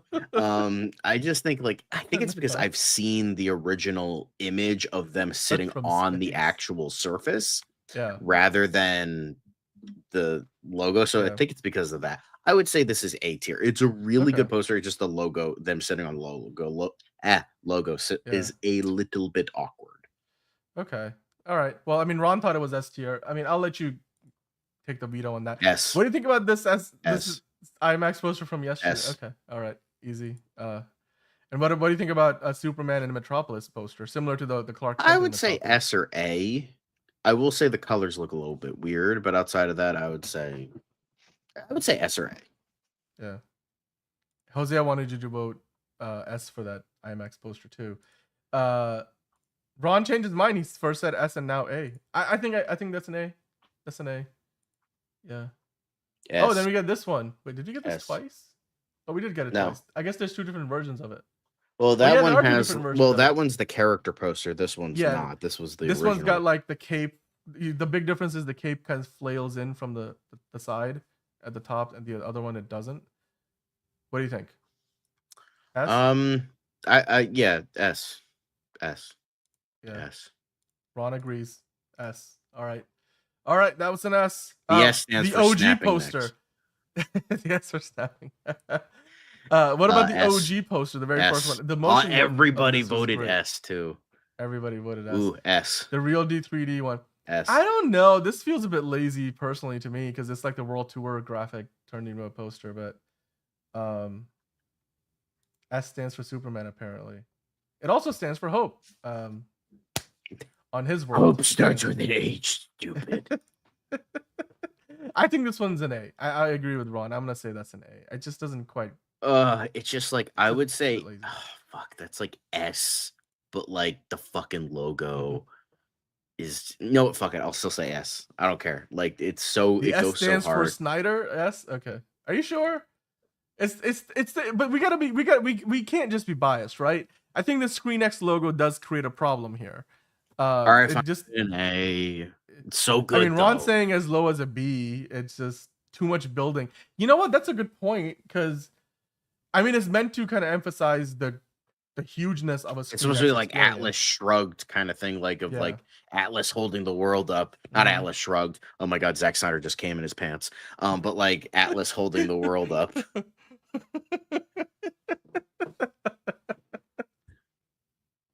I don't know why that hit me so hard. Okay, we'll do A. Compromise A. Let's or just B? do A. Let's just do A? A. Because Okay, it's a alright, really A. good poster. It is a good okay. S. So this is the more illustrated version. Okay. S. Yeah, a lot of folded hands situation. This poster goes C. hard. C. Really? You don't like it? It's I just like like she it. looks weird. Like it's just like You know, it's just I like the intense. posing, but it's just like I'll say B. I'll say B. Ron thinks this is S tier. I think this is S tier in my opinion. All right, then we can. Then you say S, I say Split B. the Then we'll say A. All Boom, right, split the compromise. Meet in the middle. difference. A. There we go. Well, that's it then. That's all of it. I bet the one person that voted S is some horny motherfucker that's just like, she's hot. I'm gonna put her in S. Ron thought the engineer was B. I don't know. I mean, combine that with what she said about like her motivation for the role. Yeah, I think the engineer poster goes hard. All right, so this is just a review. The Clark Kent character poster, the Guy Gardner character poster, the Jimmy Olsen character poster, the Krypto and Lex Luthor and Lois Lane and Metamorpho and Steve Lombard character posters are all S tier. You've got the 4DX poster, probably one of the best of them all. Then you have the Superman character poster, the Clark Kent in Metropolis poster, the Dolby Cinema poster, the only fan poster, as well as the IMAX, one of the IMAX posters, and the second official poster that we got, and the original poster, as well as the illustrated poster, all in the S tier. That is a lot of S tiers. How many is that in S tier? That's 1, 2, 3, 4, 5, 6, 7, 9, 10, plus 7, 17. We put more than half of the 30 posters in S tier. 57% there of the choices. 30% of the choices, that is a total of 9 posters being in the A tier. That includes a Cleveland Look Up poster, the Mr. Terrific Perry White, Robot number 4, the other IMAX poster, the Superman in Metropolis, the Real D3D, ScreenX, and the Engineer poster, all are A tier. The only B tier one is Hawkgirl. Then you have the only 2 C tier ones are Cat Grant and Rick Flag Sr., with D tier being reserved exclusively for Miss Tessmacher. Ron saying Steve Lombard is C tier for him. I can see the logic behind that. I just love Steve Lombard. He's such a piece of shit, but he's so great. I do love the mustache. It was that me, mustache Barry. is so amazing. I was the one who put Eve Tessmacher in S. God damn. All right, so that was our list. Most votes. Most people voted. This is the order in which I guess most people voted. You know what? If when we do launch the memberships, we will do that as an exclusive. I don't even know John, what was the tier. I don't know because like it's been so long. Rating the members and like so equating to the dinosaur they are. Like, yeah, I guess we have. I never character read designs. it, so I don't care. We'll have to go find that comic book and then grab all the artwork. But look at this list. A lot of people put Miss Tessmacher at the bottom, the Cat Grant and Hawkgirl. I mean, it's unfortunate they could have done a better job with those, but I mean, hey, most people did put Mr. Terrific in A tier. There you go. Perry White in A tier and most votes as well. On average, though, the number looks a little bit different. On average, it looks like Steve Lombard goes down to B tier. The 4DX poster drops to the A tier on average. Wow, okay. A slightly more even distribution though overall. If you look at the S tier here, a lot of the main Superman posters with David Cornsweet are up there. I would have put the 4DX poster at the top. And the Dolby Cinema and the fan poster I think are all S tier. But all right, guys. Well, this voting list is open. You can still go to the link that is pinned to the chat in the live show, and even if you're watching after the show is live, you can go to chat replay. Find the link if you get a chance to see the show within the next 21 and a half hours from now, and vote for it for yourself. Because yeah, this is great, and this is also publicly available on Tier List or tiermaker.com, where you guys can go check out ranking James Gunn Superman 2025 posters. Enterprising saying he already did his. Good job, Enterprising, and we appreciate you guys taking part in it, like Hosea did as well. It was me. Barry. I took part in it. Such a right. So, hey, John, awesome. Did you have any different choices from what we did? Yeah, a couple of them went in A tier. I didn't put any in D tier actually. Really? Okay, so S, you moved. couple in B. Okay. But Miss yeah. Tessmacher was C tier for you. Yeah. Nice. She's hot. All right. Well, hey, that's your ranking for all the Superman posters. A total of 30. Holy goddamn. I know 29 of them are official. There's one fan poster in there. I didn't want to bring in like all the different fan posters because that's like a, endless abyss of, great all the way to really terrible ones. But let us know which of the posters you like the most, and we would love to hear from you in the comments down below. Or if you're watching live, of course, you still probably have a chance to go vote for your tier list. So do let us know where you think all these posters belong in the rankings. With that, guys, we're gonna move into now officially, finally, the main event of the show. So let's find that graphic. There it is, and welcome on in, everybody. Welcome on into another episode of DCU Daily. As always, it's gonna be packed, and today is pretty much exclusively a Superman kind of day, which I don't think the way I said that made it sound like a bad thing. It's not a bad thing, John. Which of the many Superman things we're going to talk about today are you most excited about? Oh, everything.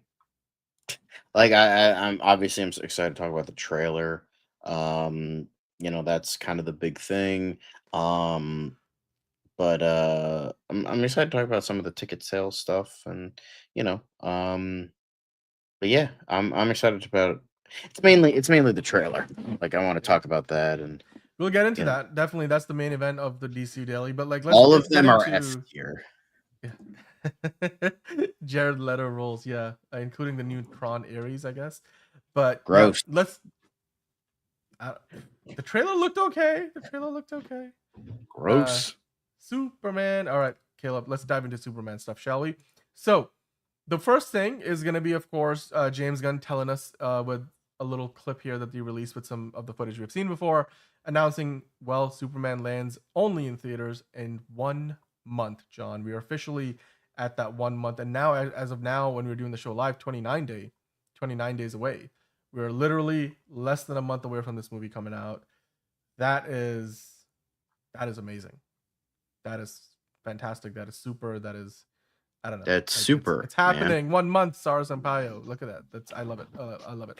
And then of course they've been doing all these like partner marketing. So a guy with a movie camera went in and I guess challenged Superman to an arm wrestling contest, which looked interesting. Who do you think will win this, Sean? The guy whose arms are bigger than my head, I think.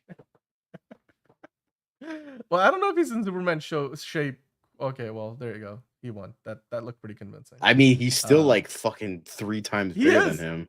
Okay, that's very true though. That's very true. I think Rachel Brosnahan's like a secret, like goated, like just use your elbows, says Guy Gardner. Damn. I think she let him win. He should have let her win. I don't know. I guess we'll see. Lex Luthor. Okay, Lex Luthor is not a pushover, is he? Is he? Oh no. Oh. Flip him over. Okay, that looked pretty easy. Win. Come on now. He's motherfucking that Lex looks Luthor. Easy. Damn. All right. David Cornsweet must have been taking it easy on him for a while then. Okay. Man, fucking modern Bob Ross over here, like doing. Well, they also did this other collaboration with Jeremiah on 1 and 5, and they were basically talking about a few different things regarding the movie. The only thing that'll come faster than Superman is Caleb. Anyway, I knew you were gonna go there. Yeah. Honestly, I believe. Honestly, he would just get his mech suit, just be like, "All right, I win." Well, if you've seen the latest trailer, then there's definitely gonna be some of that happening in the movie. Some great questions from Jeremiah. I watched this. It was really cute, and I love that they're obviously continuing to do all this promotion work. You can see this combined with some of the other stuff we've been seeing today was all done probably in one day, as opposed to the stuff they did in the studio set from the previous clip. That was probably another video shoot entirely. You stole Caleb's joke, John. Yeah, well. Ron wants to see me arm wrestle David Cornsweet. You know what? If I run into him, I will definitely challenge him to an arm wrestling contest. But hey, look up Fandango's big ticket interview with writer director James Gunn and the cast of Superman is here, and I saw some of this. This looked fantastic. I mean, there was a lot of insights that they gave us. About again the experience of wearing the suit. I think basically what David Cornsweet was saying in this clip is that the cape makes a huge difference. It's like the last thing they put on for his costume, and on the first few days of the shoot, he wasn't really, sure, how to kind of, walk in it and deal with it. But after a while, it feels like it's not even there. But the look on other people's, faces when he walked on the set, they were just like smiling from ear to ear. Like Nicholas Hoult was like, it was like me, back to being a kid. What do you think, John? The cape, how big of a difference does that make? Because according to David Cornsweet, the current Superman, it makes a big difference. I think it does. When he doesn't wear the cape, it feels weird. I understand Edna Mode, no capes, but No like capes. it's No capes. Oh, Is hey. that yeah. One of Christopher Nolan's favorite movies. But that's true, by the way. One of his favorite movies of all time is Talladega Nights, and one of his favorite franchises Yeah, of he all did time that is interview. Fast and Furious. Yep. I'm Oh, just Christopher Nolan loves Fast and Furious, and so do we. We are big fans well, of I've all never things seen Dom Toretto I've and never family. seen a single Fast and Furious. Brother never told you never threaten a man's family?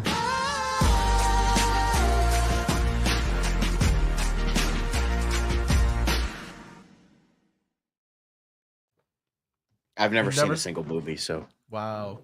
I can kind of see like the fisheye can be disorienting for a little bit, but honestly, God, I have so much like headroom, but I'm also like relaxed, so I don't feel like I have bad posture. All right, but I can kind of like sometimes the fisheye can look a little bit weird, like when he's punching the guy with the punching the guy and the teeth fly out. That looks a little bit awkward to me. Like people have been drawing Flash comparisons, which makes sense because it is the same cinematographer. Yeah. But remember, the guy also did Guardians of the Galaxy Volume 2, and that's one of the best looking MCU movies ever. Honestly, I think it's the best looking of all time. So I trust him enough. I mean, here's the thing.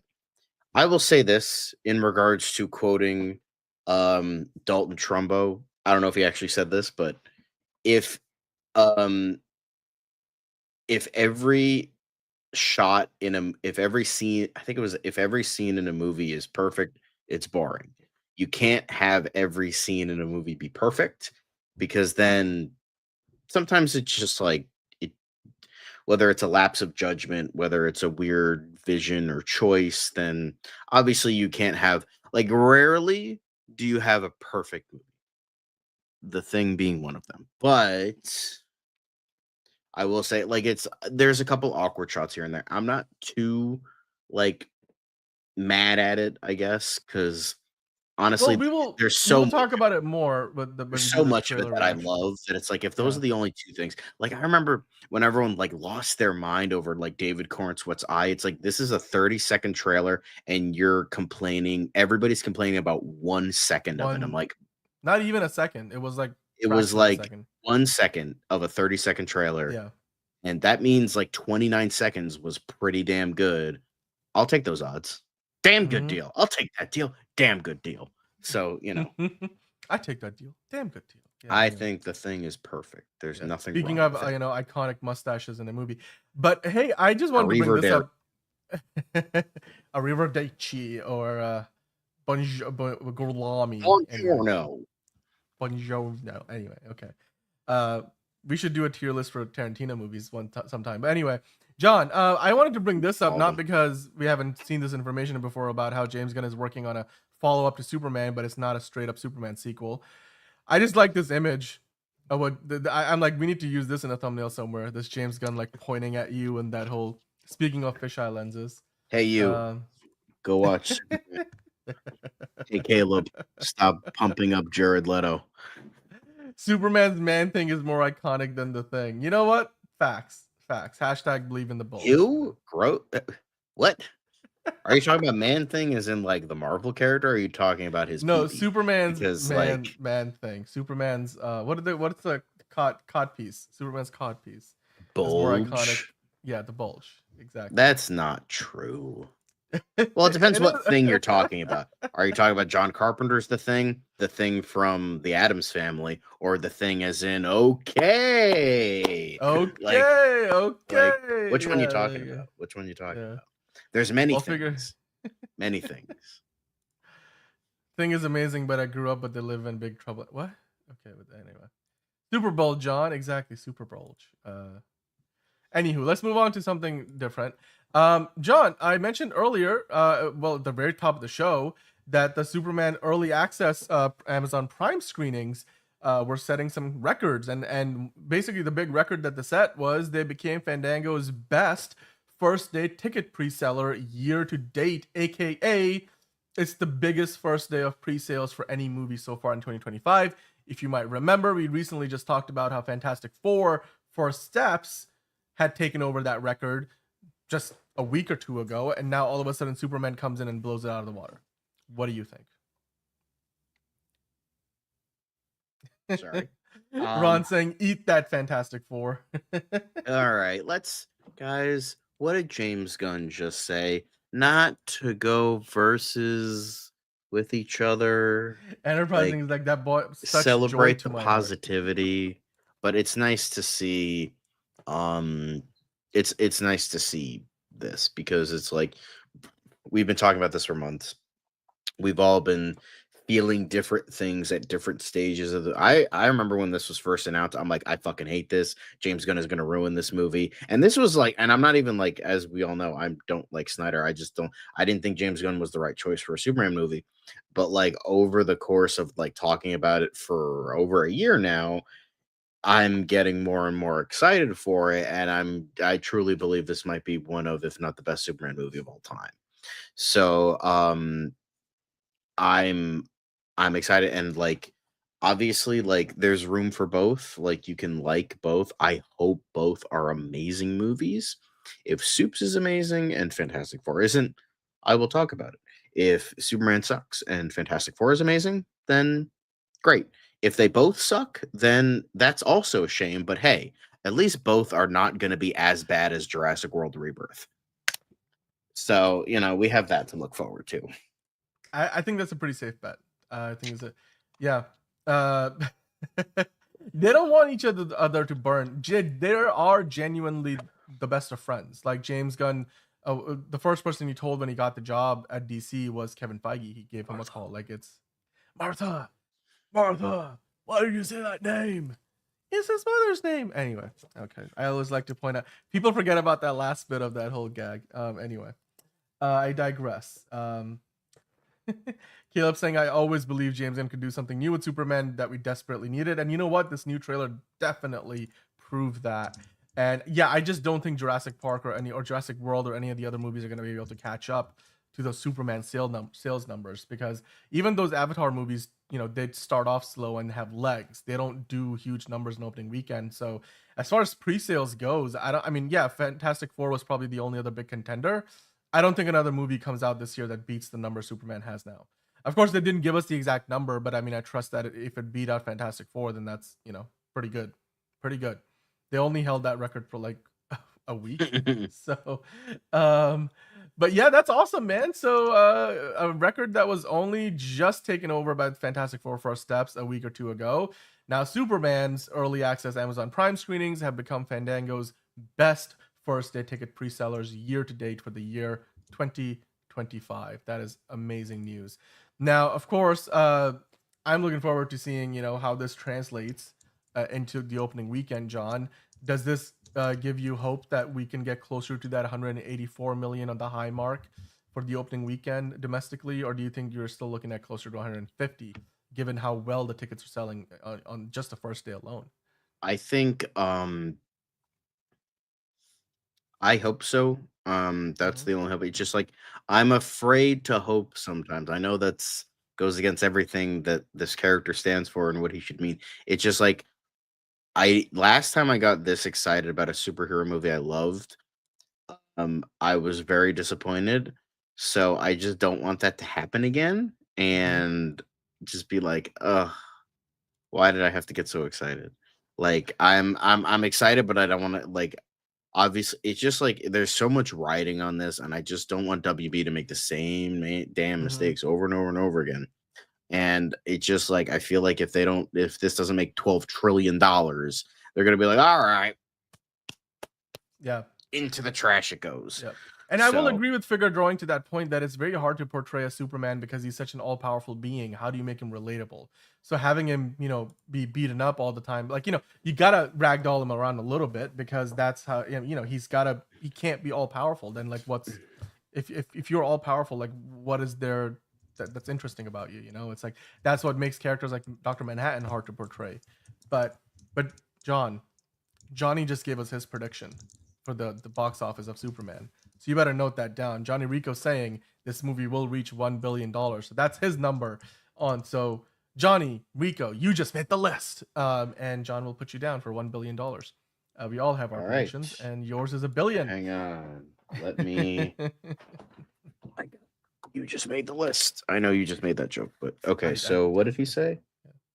$1 billion. $1 billion. Okay. Yeah. Sorry. I make more sense because I'm bald. Oh, fair enough. Yes, there you go. Yeah, I was gonna say Jinx, you owe me a Dairy Queen Superman flavor thing, but I mean, if you want to go, but like, I'm pretty sure they're closed by now. Yeah, no, not today. Another time. Johnny Rico, what's the difference between a citizen and a civilian? Is that a rhetorical question? I haven't even seen the movie and I know that reference. Come on. No, I don't know that reference. Okay. Well, Ron doesn't agree with that prediction from Johnny. He thinks it's probably going to be lower than that. So Ron is not as convinced. And yes, Ron, your prediction was actually at 500 million. So there you go. Bald. My eyes. My eyes.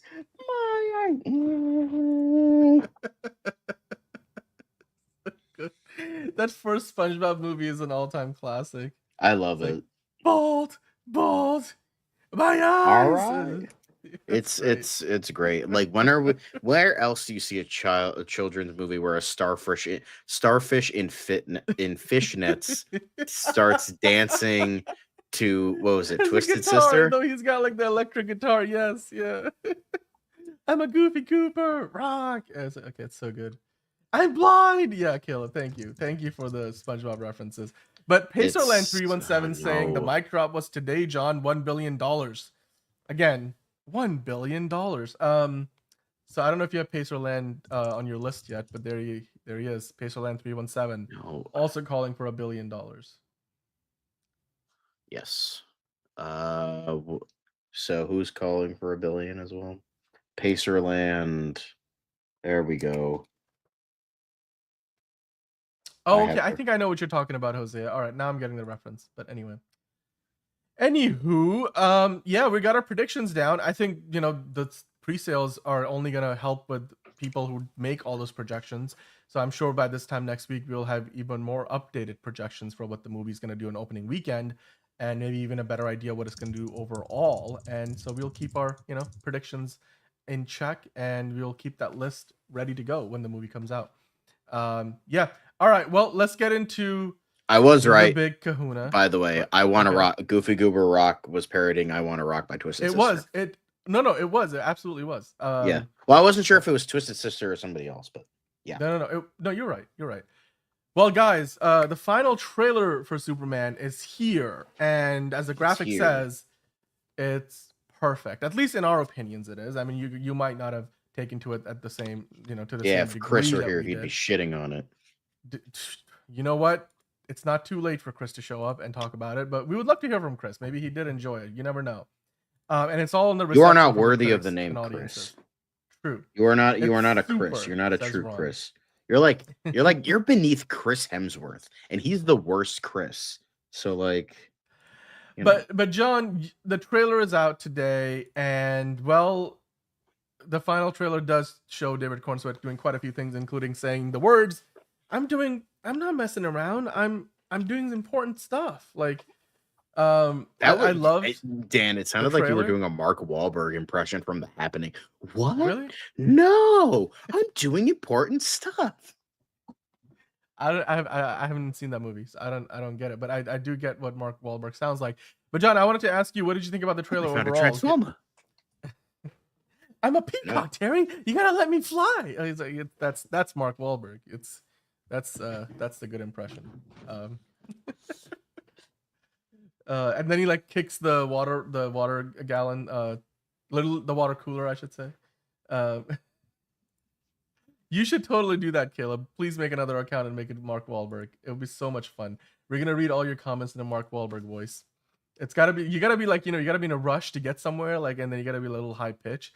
I'm a peacock, Terry. You gotta let me fly. Like that's Mark Wahlberg. That's a good Mark Wahlberg expression. That's it right there. But hey, John, back to what the story at hand. Superman final trailer. What did you think about it? I want to get your initial thoughts, and we'll dive into it proper. We've got all the details we're gonna get into, but what were your overall thoughts on the trailer?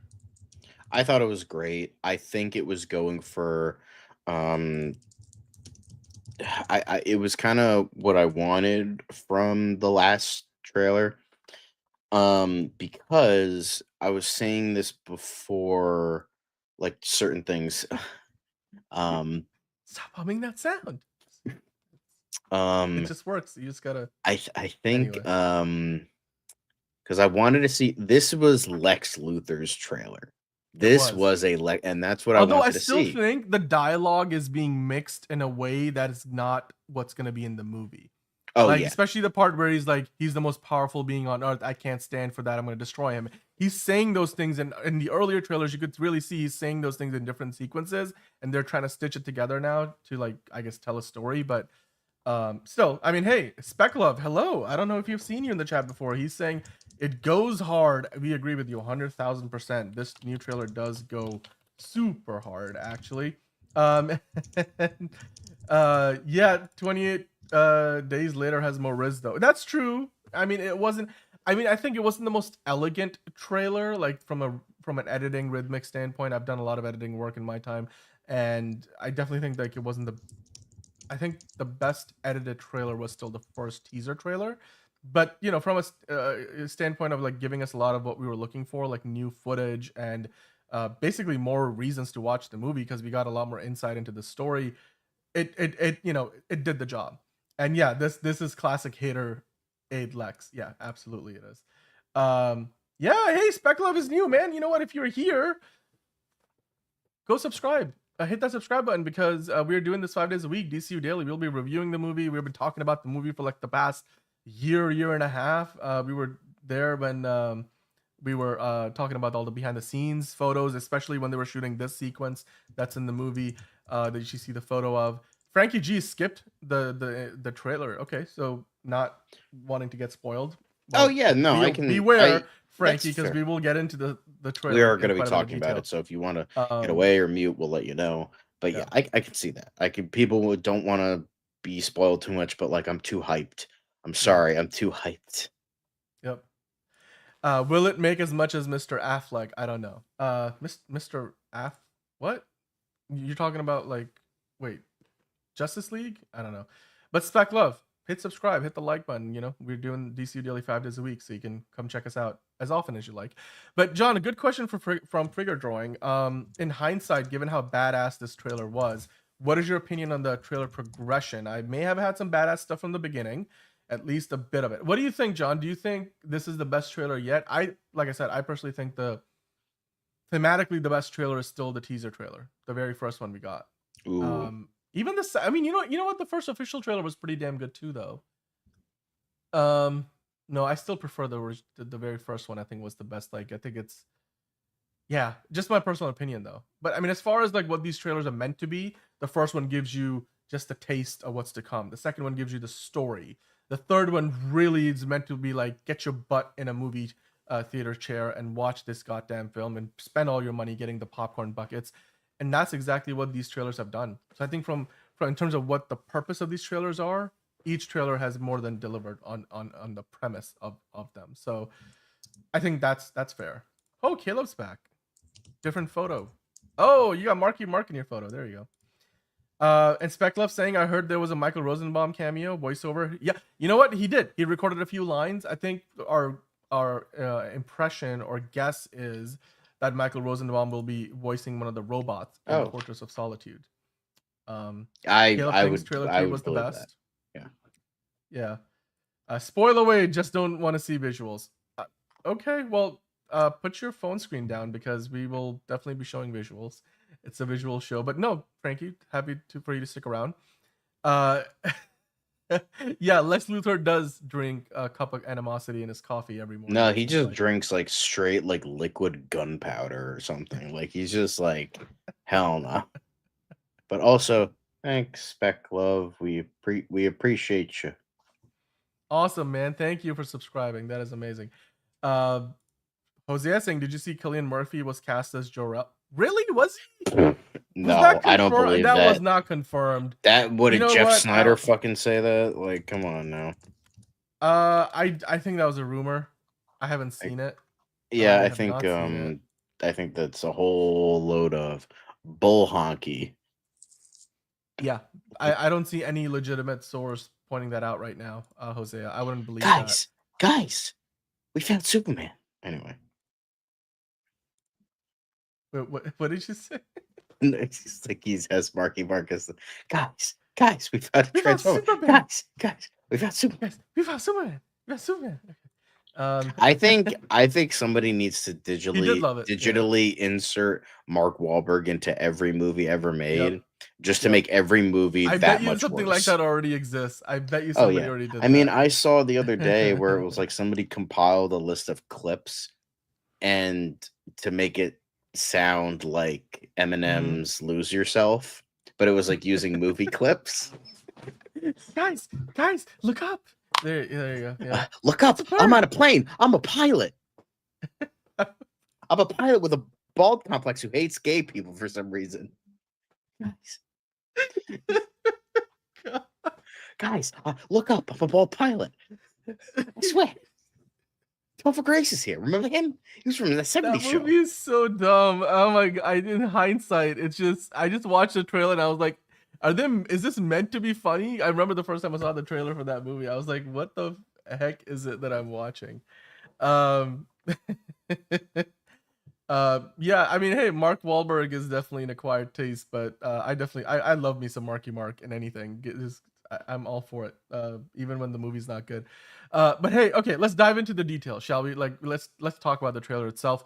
John, it was basically 2 minutes, which is exactly what we were expecting based on that listing that we got from one of the British theater chains on their website, showing a lot of the same footage that we have seen before, and whether it's the ad spots that we've been seeing, Superman saving people on the bridge, all the destruction from the kaiju fight, Lex Luthor and his minions, breaking into the Fortress of Solitude. We got some new shots out of it, Superman getting arrested by Ultraman. And you can really tell here, they give you an extended look of the shot where, yeah, Ultraman is applying a good amount of force. Like, Superman can't actually lift his head. It's not like he's just letting, those people arrest him. He, really is getting manhandled a little bit. We got more of the Lois and Clark relationship. There's a naked man in the background here. Shots of Superman fighting the kaiju. Wait, what? So they said what? Yeah, there's right there. You see that in the back? I think that's just a statue. I don't think that looks like that might, honestly, that might be Metamorpho. Yeah. But is it though? Metamorpho looks very. I just see it. Maybe he's like covered in like something of some other element or something like that. Maybe. Well, you know what, Ron? We will get into whether it's an alien or not. Wow, a falling building. Wow, a falling building. Okay. All right. Well, I mean, James Gunn posted about it, saying it's in IMAX theaters everywhere. It's filmed for IMAX. I saw that on DC's account. But John, let's dive into the 4K screenshots that we got from the trailer, and we'll go through all the significant pieces. We've got like 30 pictures here. Of course, this sequence here, I'm sure they shot this a mix of stuff on set, as well as what they shot, in Cincinnati on that big bridge that they had blocked off for a day. So I really like that shot. This is that shot where people kept thinking, is that a different suit? It looks very similar to, I mean, it's a silhouette. So you can easily make that out to be Henry Cavill or Christopher Reeve version of the Superman, or just, David Cornsweet in a different suit. But I don't know. Okay. I mean, here's the thing. Cillian Murphy is a terrific actor. Who wouldn't want to believe that he's cast in Superman? Like, that would be awesome. But Cillian Murphy, dude, has a very good resume. It's very doubtful that he would sign up for a Superman movie. Yeah. So, But I get it. It's exciting. Like at the time where, like, I remember I believed Denis Villeneuve was gonna do a Batman Beyond movie. I'm like, yes, the only man for the job, and it turned out it was fake. So yeah. No, it's all good, Jose. Absolutely. I mean, there's rumors going around. We just like to verify the information, make sure it's from a trusty outlet, Yeah, Caleb, they should have cast Marky Mark for it. But Enterprising saying, apparently that's a genetically engineered being, according to Boba Talks. I don't know what reference Boba Talk has, or if James Gunn whispered in his ear. You really can't tell any of that from just the shot that we got. That's just speculation at this point. I mean, and yeah, it could be an alien being for all we know. Yeah, no monkeys. I don't think we have any monkeys in this trailer, Nico. I just don't think it's gonna be in the movie. I would be really surprised if that was actually in the film itself. So, yeah, Ron, maybe you'll be a mute. Jorel. John, which of these shots stood out to you the most? I mean, the scale of the Fortress of Solitude, certainly, because we have seen Superman be dragged in by Krypto so far, but now you see the entire gang of Lex Luthor and his minions, including what looks to be a very tired Miss Tessmacher, apparently. Again, I love the logo, and then you see the reverse shot of that, them entering the fortress. What do you think about these shots? Looking good. Didn't expect that. But yeah. No, the vision. Also, by the way, also the person who was complaining about not seeing the visuals, get away now, because we're talking about visuals. Spoiler alert, although it's public information, but yeah, go ahead. Yeah, I'm just saying, like, he doesn't want stuff to be spoiled. I get it. I get it. Because it's like we want to be, very few movies are about surprises anymore. So, is he a master geneticist? I don't know. That's not been made. I mean, here's the thing: if he made a clone of Superman, I guess if the Hammer of Baravia is a clone of Superman, just like if he made like multiple clones, I'd believe it. Like, I mean, he kind of isn't. Like, I mean, he's kind of a little bit of everything in the comics. So he's just like he's a scientist, he's a geneticist, he's like a astrophysicist. Like he's a million different things. He's the man that he was. He's also the man who wrecks the Fortress of Solitude. Wrecks it.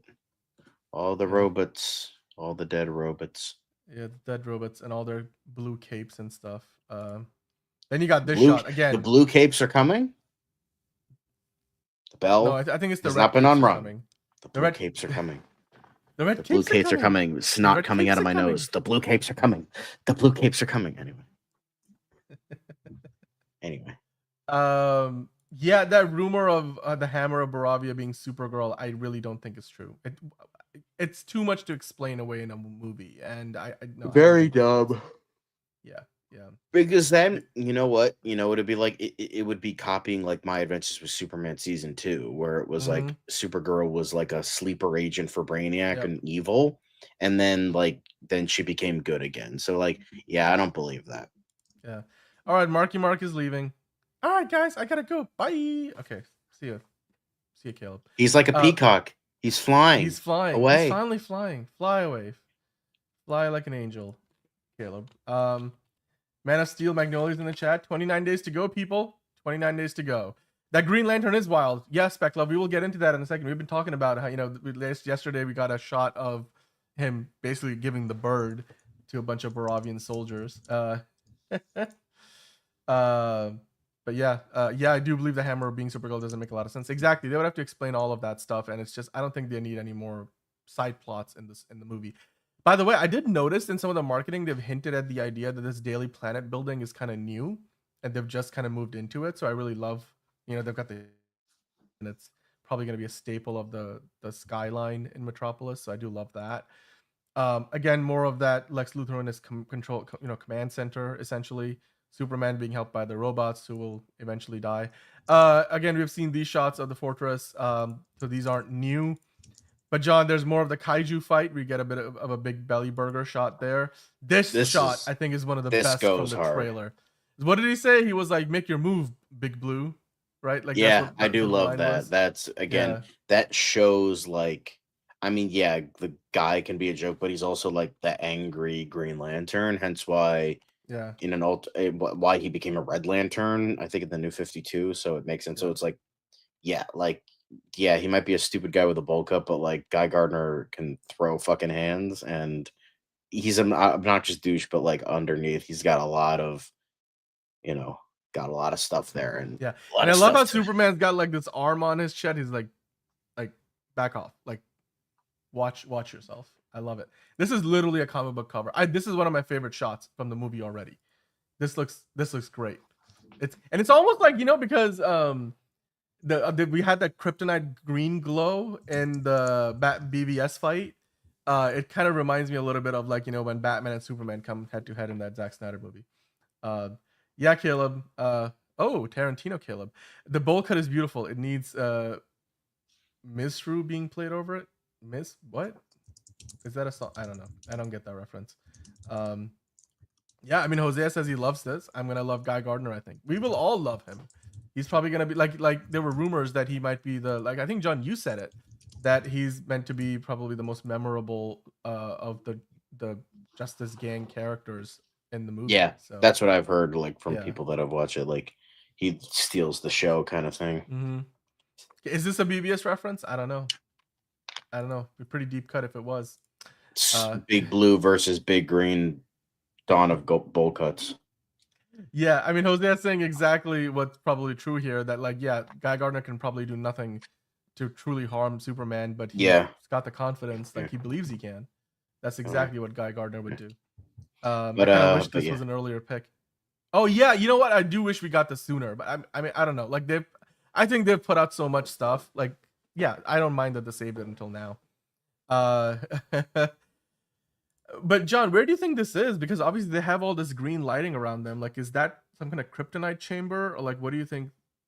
What location might this be? Is this like in the same building where Guy Gardner's? Or do you think the wall behind him is like all the green stuff that he shoots at the wall of people trying to get in the building when they're mad at Superman? Is this part of that same sequence, do you think?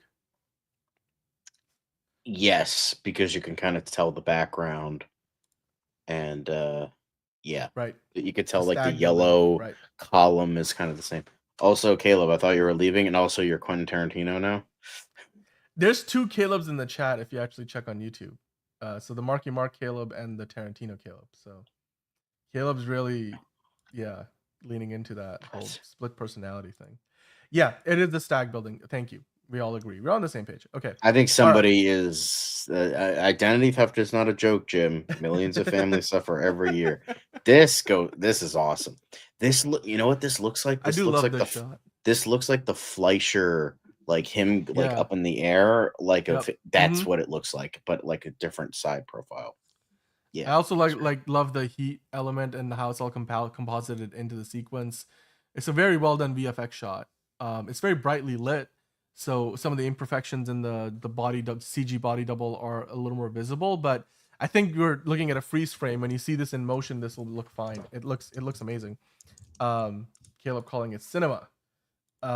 Bro's gonna blow up his lantern top. Blow his lantern top. Yeah, probably. Yeah, Guy Gardner is a bit of a hothead. So, and we got a lot more of these flying shots in this new trailer, John. Like we have seen it from different angles. And they're trying really new things that we have never seen from Superman flying sequences in a movie before.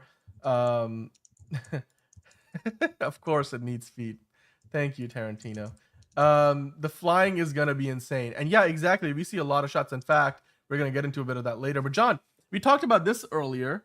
What do you think is going on here? Do you think it's just damage, like you were theorizing, from him using his laser vision, or was somebody else shooting lasers into Superman's eyes? It would be a really odd. That could also be a theory. I mean, I already said my theory that I think, like, due to the kryptonite being used. Hey, Jalen. Due to the kryptonite being used, whether it's because it's metamorpho or this version of kryptonite isn't as powerful.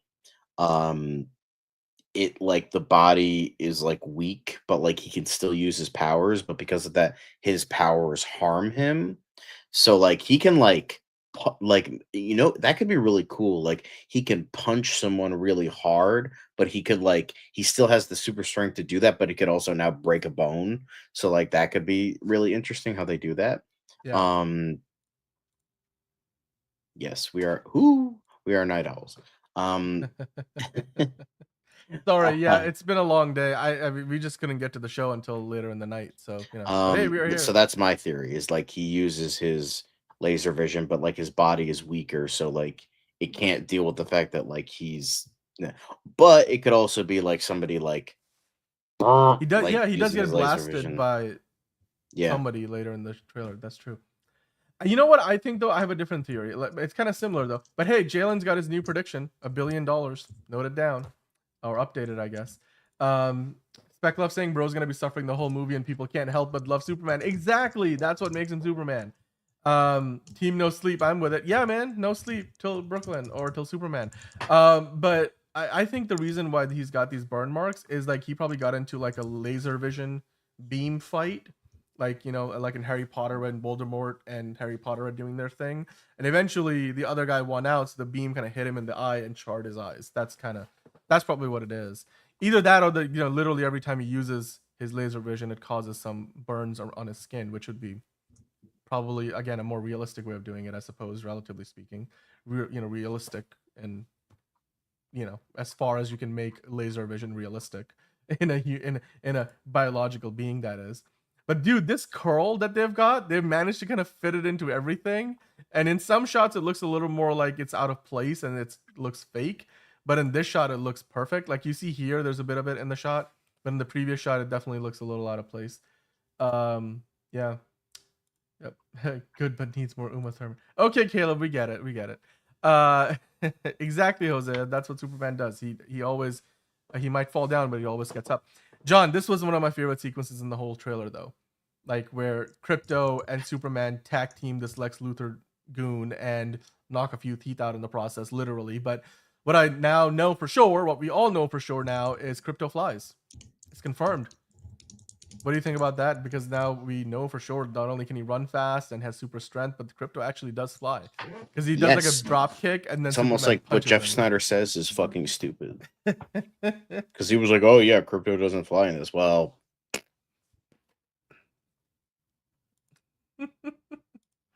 I loved it. This was one of my favorite shots of the movie. I will say some people are like, it looks a little bit awkward, but it's slow-mo and whatever. It looks a little cartoonish, but again, it's that kind of a movie. Like this is gonna be common throughout this film. This is not a Zack Snyder film, right? So like it's a very different kind of a Krypto was holding it. It's a very different kind of like action fight choreography style, especially the way they're filming it. So yeah. He must be depowered, or he's getting his full strength back, and a punch from Superman fully would turn him into a red mist. Yeah, that's true. This shot is similar to the one in the Flash, right? Yeah, you know what? It is a little bit, but again, like John said, the same cinematographer, so there's gonna be a little bit of spillover. So yeah. Krypto pulling the helmet was peak. That's part of the double team action there. It's not of the blueprint. I don't know, Caleb. Maybe Brad Snyder Bird is the blueprint. Yes, I everyone's like, "Oh, look, it's Brad Bird is the blueprint." Yep.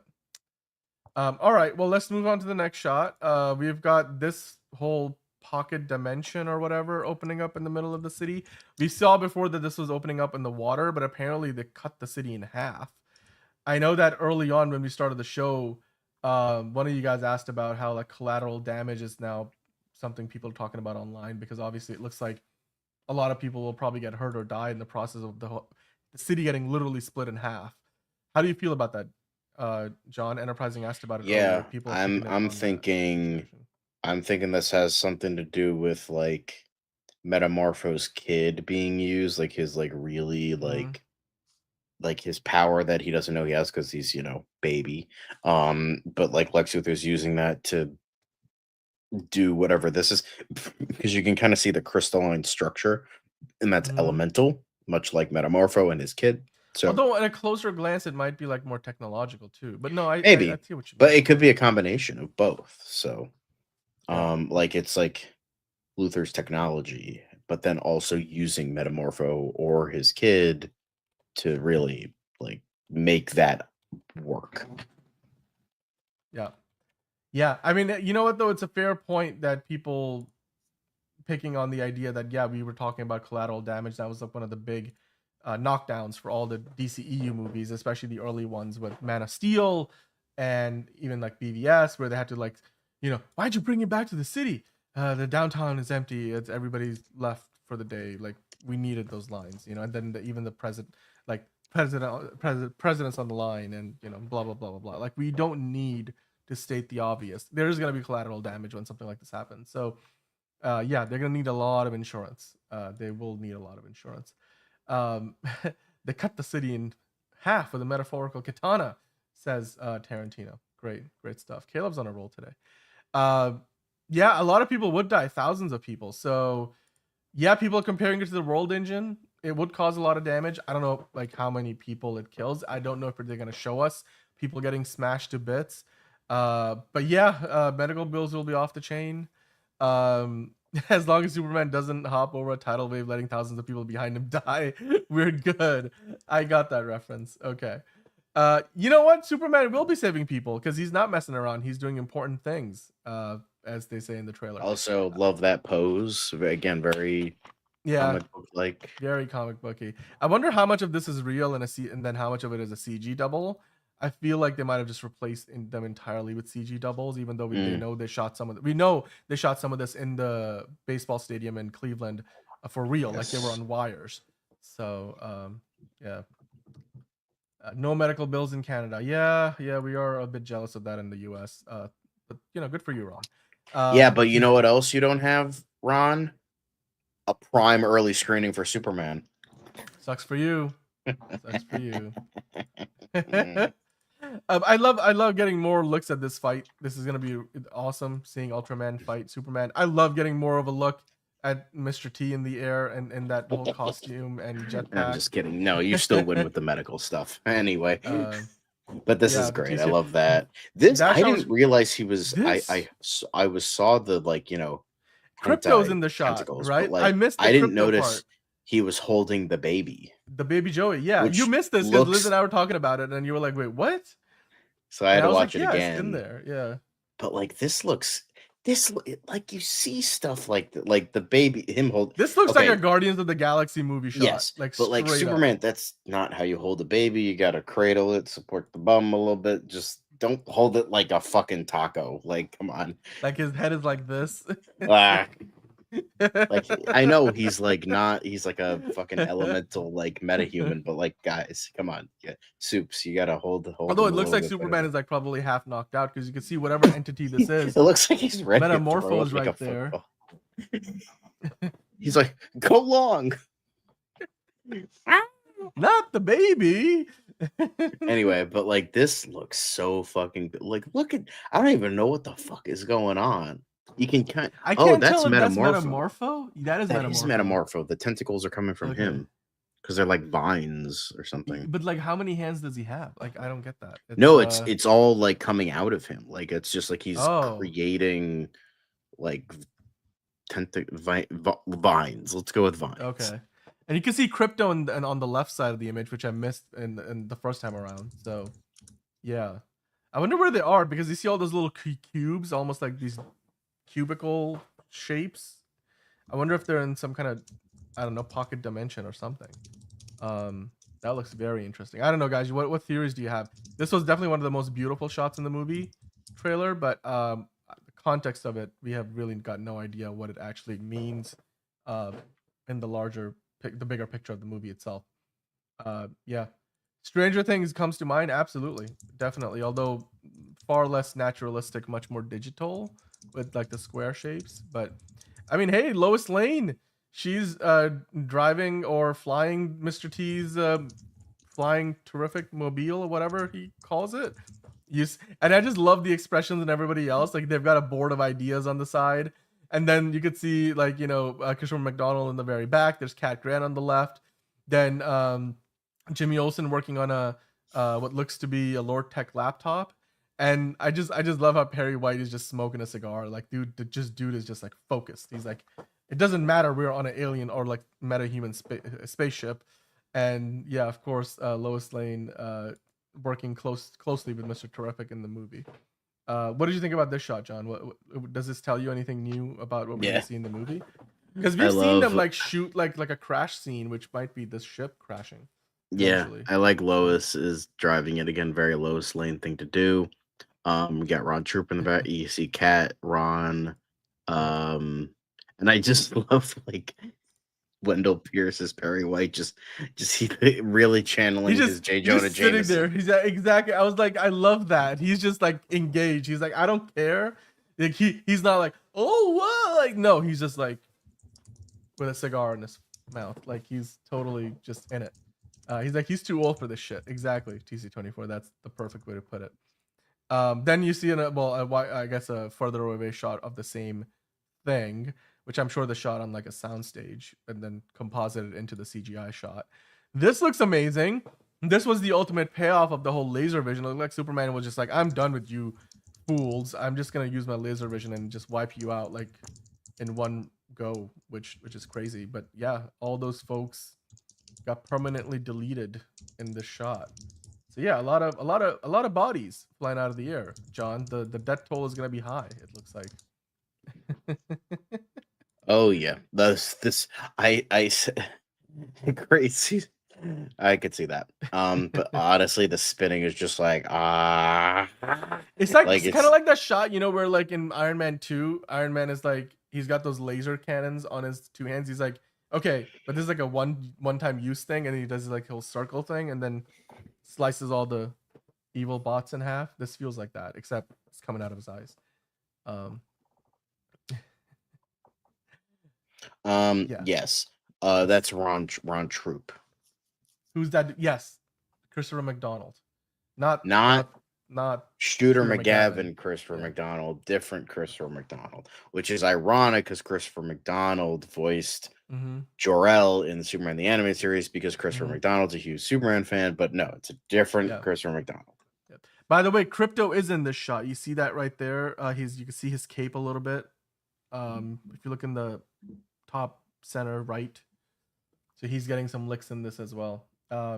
Yeah, Spec Love. It's kind of hard to. I mean, you know what? I can kind of piece the different sequences together, but I think they're probably meant. It's not gonna fit together the way it's gonna be in the movie.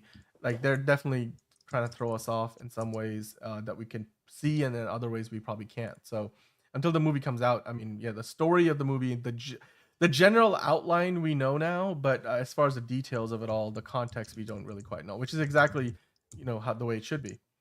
Let's hope he doesn't accidentally laser the buildings in half, says Caleb. You know what? That's very true.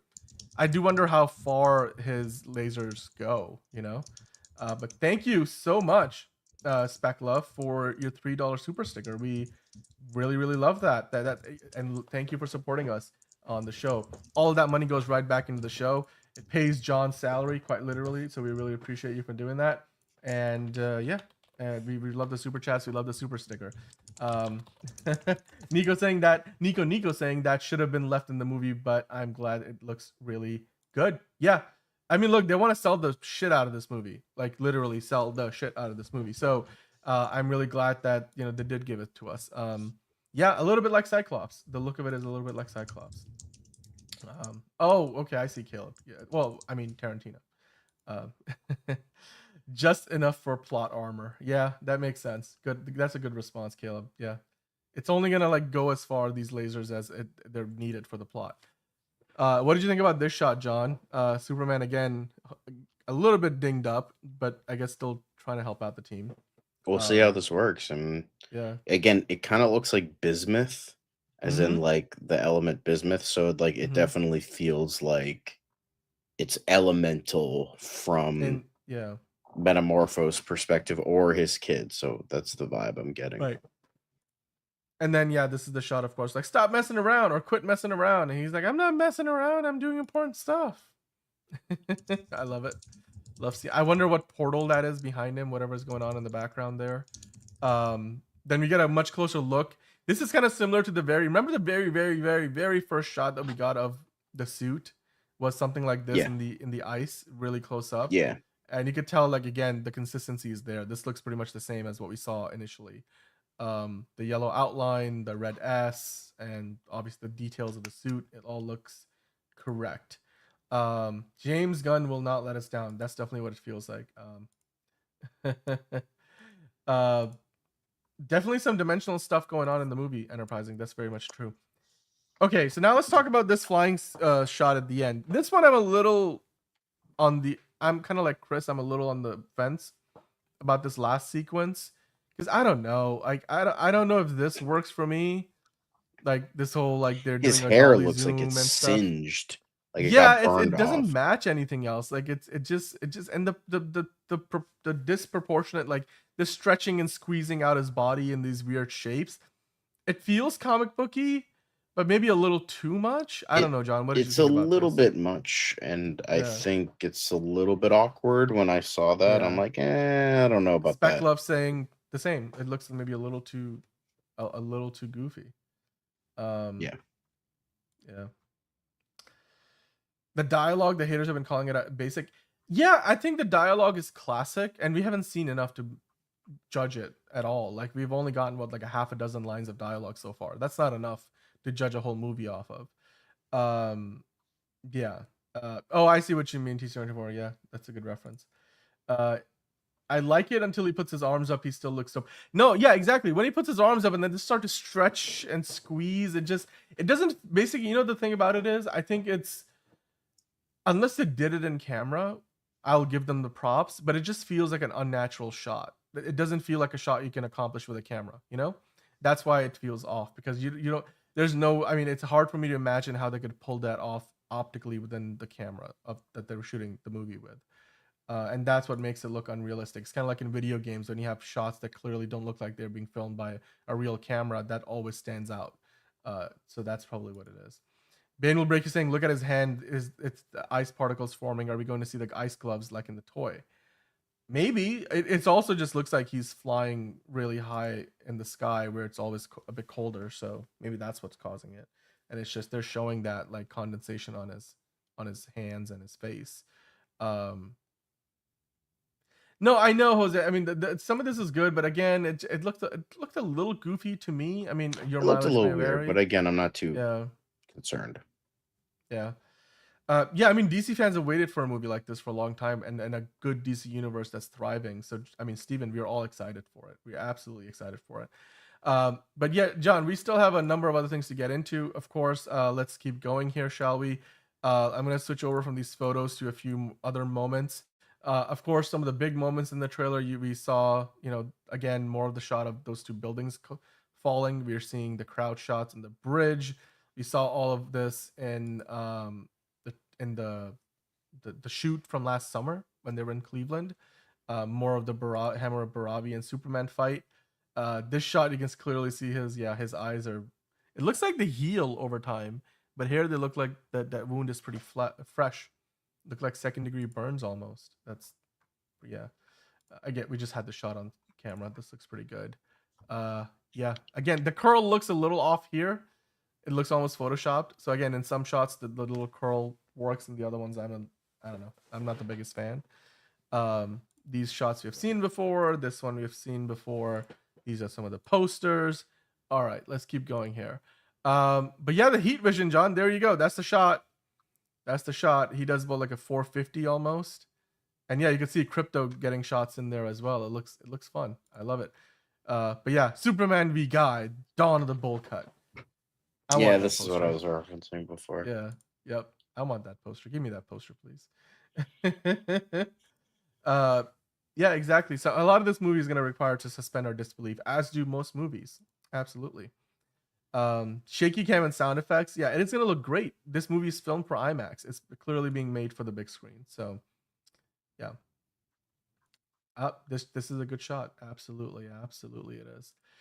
We got another new look at the Daily Planet crew. Who is missing from the shot? Do you think Steve Lombard is? Steve Lombard is maybe he's behind Lois. Yeah, because I was saying like we have seen all of them walk through that once the ship crashes eventually. When they filmed that was one of the first things they filmed. That was like from day one of. I just love like he's so miserable with the cigar in his mouth. You have Jimmy on his laptop with a pen in his mouth, and then Lois is just like, I have to poop, but I also have to thrust. I don't know if she has to poop, but yeah. You guys would be insane covering Aliens the Host. Talk to him, John. I wouldn't mind doing it. I'm just saying, like, I'm excited for that John series. is the biggest Alien Earth fan. We're gonna do reviews. John, you're gonna have to watch it. You're gonna have to watch the episode as soon as it comes out. I'm gonna be and watching we'll it. I'm review gonna it. be sitting in Exactly. front of my Hulu thing at midnight, and yeah. then boom, Alien watching Earth. it. We'll be reviewing episode by episode, so keep an eye out for that. Thrust into success. That's exactly what Lois is about to do. Until they Engage, Ensign. Yeah. Engage. I don't know why people would have a problem with Lois flying the ship. You see Lois is working with Mr. Terrific a lot in the movie. It's a women. So it makes sense, right? I mean, it's like in Batman Begins, Jim Gordon gets to drive the Batmobile for a bit, right? Like, it's not the first time. It's woke, Dan. It's a woman driving a man's ship. I don't know. Maybe there's a Miss Terrific out there somewhere, and like I don't know. Maybe Mr. Terrific is out of commission, and Lois is like, "Well, I need to get these people out of here." Get these people out of here. Exactly. Well, there are some details we might have missed, John. So let's talk about that, including that alien we were talking about. What do you think is going on in this shot? Because it looks like whoever he's getting laser vision by, Superman is. That guy has long hair. So, and it almost reminds. I mean, it kind of looks like Ultraman without the mask, but it almost looks like maybe Lobo to me. That was my mind. No, Lobo doesn't have laser vision. I don't think he does. I know, but I'm just saying. I was like, that's the reason why it's not Lobo, but. It's interesting, isn't it? I mean, do you think that's a long-haired Superman? Like maybe they're really leaning into that Ultraman aspect, like the long hairs. It's not Supergirl. There's no way that's Supergirl. I don't think that's. No, that has black hair. Yeah, and then Enterprise is making a good point about Lois Lane. She has been a pilot in the comics before, so it would make sense. I mean, her father is a fucking general. Of course, he's gonna have her fly like major ships and shit like that. Yeah. Oh, Hunter Iggy asking, what if it is Henry Cavill with long hair? You know what? If it is, that then would be funny. I would stand up and do the slow clap in the movie theater, until somebody like pulls me down or removes me from the premises. But the white creature seen behind Lex Luthor, I just think that's a naked dude, and we're seeing his ass. Like, I don't know. Who do you think that's Metamorpho? Because we already see Metamorpho transformed in the movie. I mean. It could be like he's like, although in this one it kind of looks like the alien that everyone thought was a white Martian.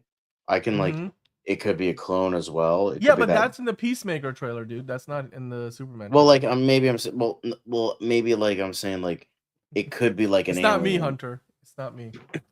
I'm just saying it could be a clone. It could be like another metahuman. It could be an alien, but it's just like it looks a little. It looks like my arms are too long. Like it's kind of giving me that vibes. I think. By the way, hello Zeke in the chat. I like his theory. Maybe it's a Lex Luthor clone. That would make sense potentially. Maybe it's Superboy. No. Too early. No, I'm just joking because Superboy has the DNA of both Lex Luthor and Superman. So right. Well, I guess we'll find out eventually. Yep, we talked about it. Piloting the T-Craft vehicle. That's, I guess, the name of the vehicle. Very oddly shaped. And I mentioned it earlier. Jimmy Olsen is using a Lord Tech laptop. So yeah, I guess Lord Tech, is the Apple or I guess Samsung of that world. Superman is stuck in space with baby Joey, Krypto, and Metamorpho. I don't know if it's space though, right? We kind of talked about it. This seems like some kind of interdimensional thing, not space. I would bet this is not space. But an interdimensional portal has opened up in Metropolis, which is kind of similar to, the pocket dimensions that James Gunn mentioned for Peacemaker. So we're getting that in the movie. The portal opened amid the flooding and chaos tearing Metropolis apart. Yeah. I wonder how much damage will happen in this movie, John. Everybody's insurance policies will go up and people will lose their lives. Yeah. This is gonna be what was it? What did they call it in BVS? It was 0 day or like the day the world met Superman. Well, the day the world,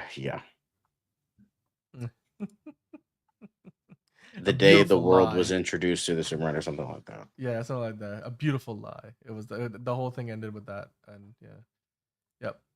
But all right, let's see. James Gunn did say, Superman will have pocket dimensions, so maybe that's what the portal is. All right, and cool. no, Dan, you got to go back. Believe in the bulge. Yeah, I thought I was trying to not hold on to that too long, but there you go. Thank you for believing in the bulge, John. Thank you for believing in the bulge. Um, all right. Well, guys, hit the like button while you're here. We still got a few more things to get into. We're not Oh done yet. god, Yeah. fucking long Heidi is Buddy this. jump scare. Hey Valentine, what are you doing in space? Still in space. Good shout, enterprising. Okay.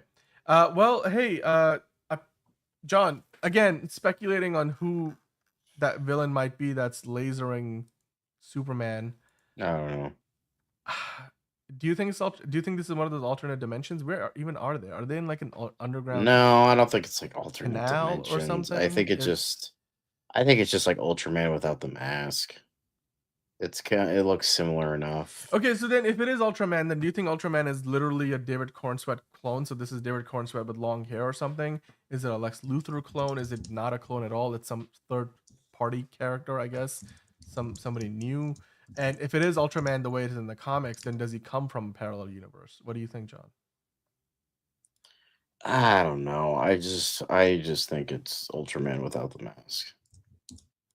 Okay. Well, we'll keep it at that for now, but hey, feel free to speculate, guys. If you have a better theory, then we will definitely, give it the light of day. But yeah, a few more shots from the trailer. I love all of them. We talked about them already. I love the 5 teeth that fly out of this guy's mouth. I again love Mr. Terrific. You brought that dog, man. I love it. Well, he's helping out though. The dog does help out quite a bit. Krypto's a good dog. What else? Let's see. Do you think this is like early in the movie, or do you think that now we're getting third act footage here? I don't think we're getting third act because James Gunn doesn't like to put third act stuff in the trailers. So if this is not third act, I don't know what the hell is gonna be in the third act of the movie. I do like that they're using the term Big Blue though. That's nice. I do appreciate that. A different angle of Lois. The Big Blue Boy the ship. Scout. The Big Blue Boy Scout. He's like, make a move, Big Blue. Yeah. I want to see how much of this technology will survive. Do you think the Fortress of Solitude is gonna be still standing once Lex is done with it? Like, is he just gonna wreck shop and completely destroy it, or do you think they are able to stop him at some point? Because it looks like it's in pretty bad shape here after the engineer has gone through it. Yeah, I mean, I'm curious.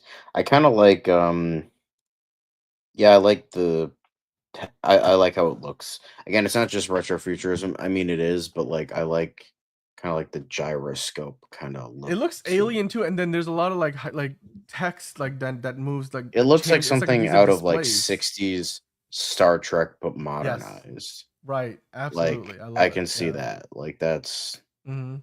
the feeling I'm getting, Yeah. and that's a Right. compliment, by the way. No, I agree with you. I love That looks it's like done in better the Star Fortress. Trek than modern Star Trek. Okay, I will disagree with you on that, man. I will disagree with you on that one. One of my favorite shots from the trailer. I don't know, John. What was your favorite shot from the trailer? It's awesome. I love the spinning. It was great stuff. Yep. I'm very tired.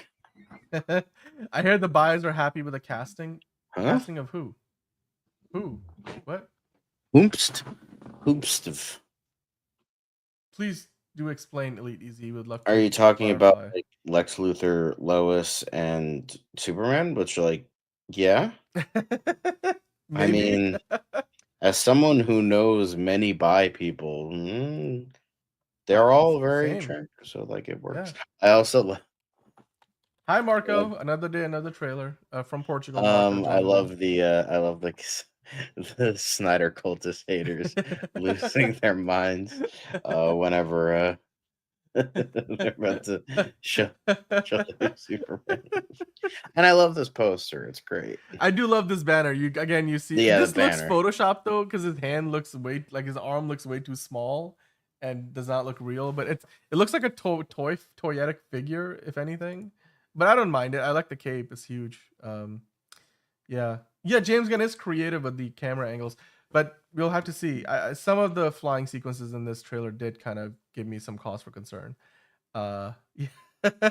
Link from Matrix Reloaded. Yeah, he's doing the Superman thing. Exactly. I got that reference. Enterprising. Yeah, the teeth felt very Guardian, and James Gunn is a brave director indeed. If he's one thing, James Gunn is, he's brave with his choices. But John, the last thing we're gonna get into today is a little bit of a full circle moment from earlier in the show. Let's go through all the popcorn buckets. Finally, everything all in one place.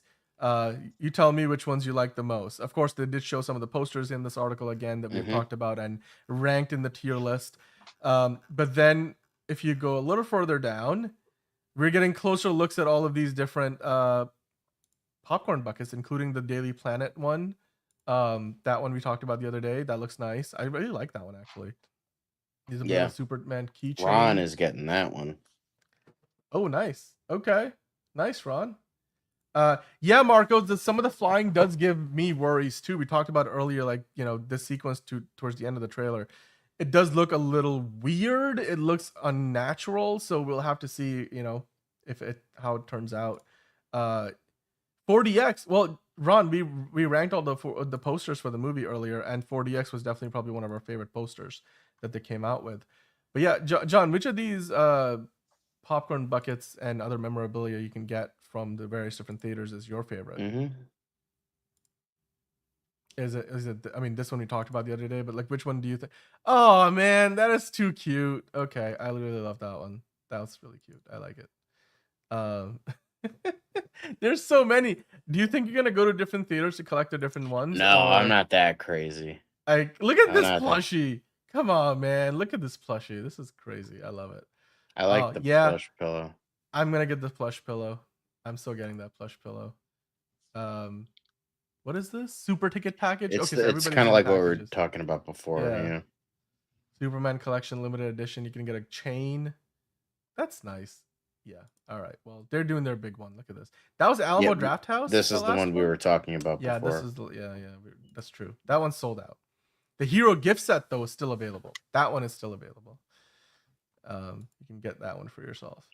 Have you seen the US Regal AMC popcorn? Yeah, we did. I think that we'll get into that. I think this is all part of the list that we'll talk about. Steven really loves the Cinemark one. Me too. I want to get that Krypto holding a popcorn bucket one. That one looks perfect to me. Yeah, we're all getting popcorn buckets for this one. We're all getting, our bank accounts are going to be hurting quite a bit.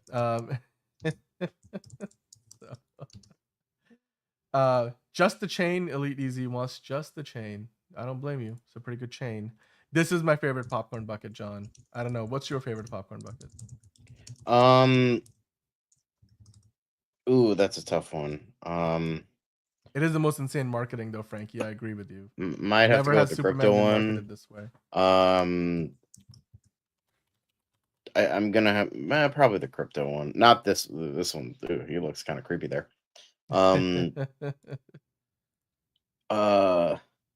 I don't know. I like all of them, but I like the one with like the Krypto, like with the cute little. He's like at the rim of the popcorn bucket. That's the other one. I'm like, I need to get both. I really like the Canadian one where it's the newspaper stand. I think the dog bowl is kind of lazy a little bit. It's an easy slam dunk one, I get it. This one I really like. I love the artwork on this. I just wish there was something a little bit more special though. Like, maybe this is just me. I wanted to see the trunks as a popcorn bucket. Everybody wanted to see that, dude. Though, like everybody wanted to see that. Maybe if Superman 2, maybe they'll give in. You can't give in. Anyway, sorry. Dark Knight. That looks cool. I like the fortress. Yep. No, I love it. Especially because like it kind of lit up. And when I guess like maybe if it reacts to the glass being colder, maybe that would be really nice. Timu Snoopy with a cape, great. Some of y'all dogs need the bowl. Yeah, you know what? That's true. All right, we do have a super chat from Justin Geeky Guy. We'll get into in a second. I love these plushies. I love the I love the Krypto ones the most, quite frankly. What else do we have? Did we cover it all? I love all of these. This is the one you're talking about, John, right? With the puppy at the rim of the bowl. That's too cute. That is so cute. Oh, God, I love that. So what's the AMC one? I missed that one. This is all Regal. I think these are the ones from AMC. All right. I mean, I'll take the. I mean, if like the. I like the soda holder thingy. The soda glass. mug, whatever you want to call it. I like that one. I'm glad the AMC is getting that one because that was the most creative one of because all the other ones are just kind of boring. They just have like, oh, it's David Corenswit's face on the side of a popcorn burger. Like that's not inventive enough. Like you have that like the spectrum of like putting the poster on the popcorn bucket and like War of the War Rim where it was like a Yeah. friggin' hammer. Like yeah, like come on, you got to be more creative like that. Hey, we got more some of you guys joining in really late. All right, well, I know you guys are in different parts of the world, but more Katniss here saying hello, and we also have George in the chat. Hey, this generation is proud to proclaim they eat ass. So you know what? You get the Gen Zers into this, have them eat out of Superman's ass. They would go for it. Okay. Well, George saying, well, when the haters narrative changed after yesterday, how I laughed so hard. You know what? That's awesome, man. And George and Morkatna, I don't know if you've given your predictions for how much money Superman will ultimately make at the box office, but drop them in the live chat. John will note them down. We're making a list. We're checking it twice, and we will get back into it later. But Anyway. Elite Easy was asking, which are the AMC ones? Let's enhance, shall we? These are the AMC ones.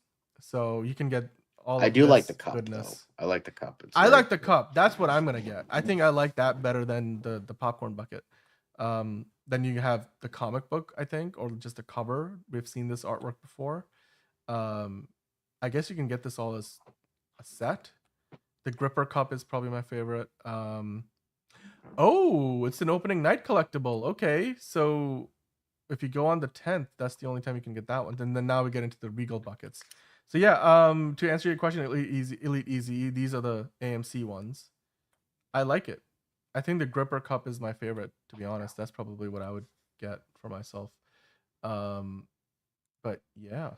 Marco saying $1 billion. And Frankie G adding in $1 billion for sure. While George was saying, I love the latest trailer, not that I haven't been hyped from day one when I knew this movie was being made. No, dude, the trailers have been doing exactly what they're meant to be doing, which is like upping the hype. Like the trailer's job is to like, up your enthusiasm for the film, and all of these trailers have done that exactly. So from that standpoint, they've been very effective. Very effective. I mean, Figure Drawing earlier said it's an S tier trailer, but the fisheye and the red makeup around Soup's eyes, bad. I do agree with you in some respect. I think maybe there might be too much fisheye lenses, like those fisheye lens shots.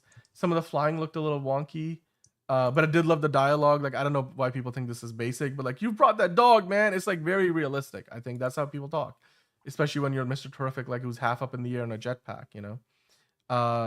Yeah, and Hosea, he was expecting a lot of heat vision in the new trailer, but he did not think it would be as good as it was. I agree with you on that 100,000%. I do like this Alamo Drafthouse stuff though. Their popcorn bucket is kind of cool. I do love that. And to answer the question from Bane Will Break You, Fandango did have some crashes to the website yesterday for the early Prime screenings. I don't know if that was happening today. Caleb was like, and every time you reach for popcorn, Lex starts screaming manic at you. Oh yeah, because we want the Lex forehead one. Maybe that's for the sequel too. That and the Superman Trunks one. Those one we need to actually.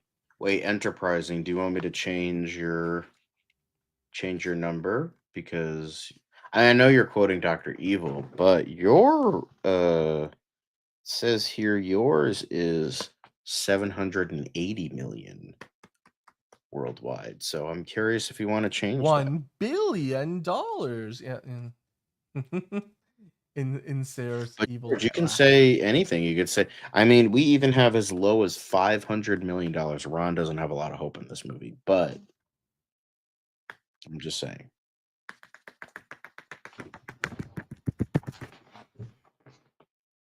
Yeah. Marco said $1 billion and Frankie said $1 billion.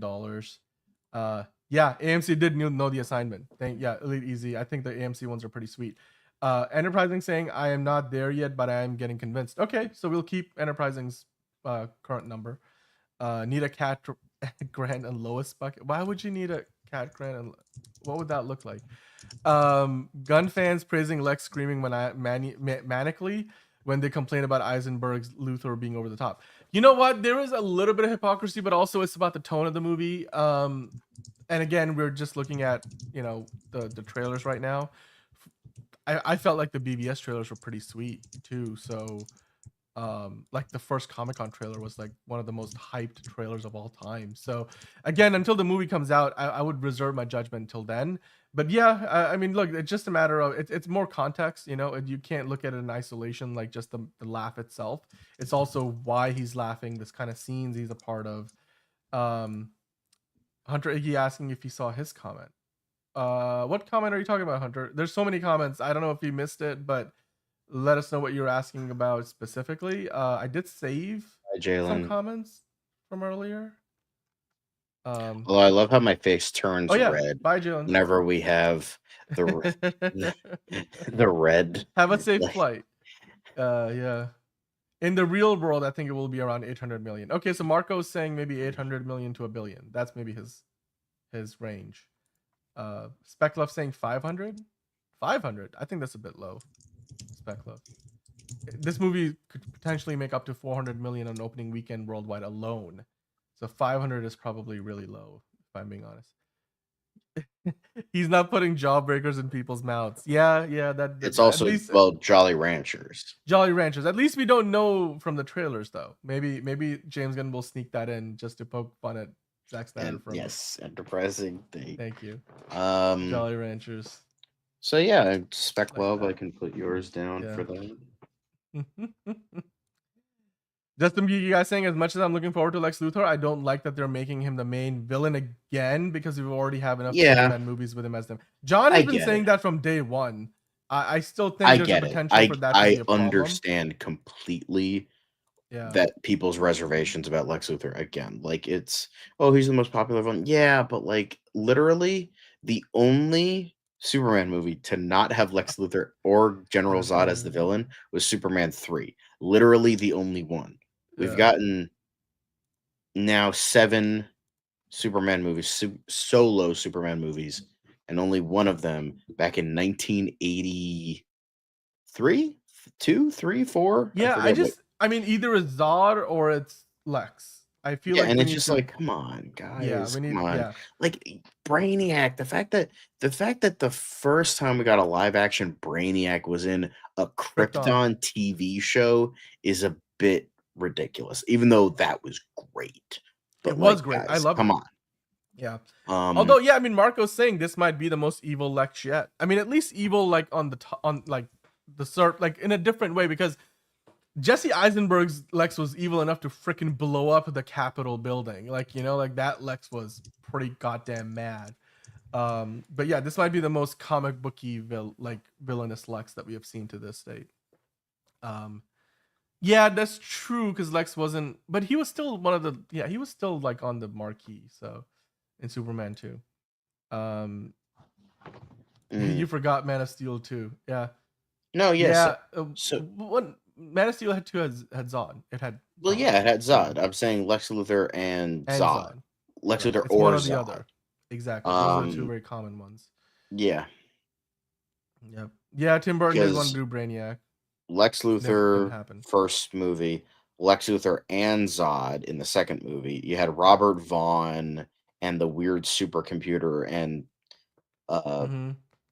Richard Pryor in Superman 3, and then you had Lex Luthor and Lenny Luthor and Nuclear Man in Superman 4, but you still had Lex Luthor there.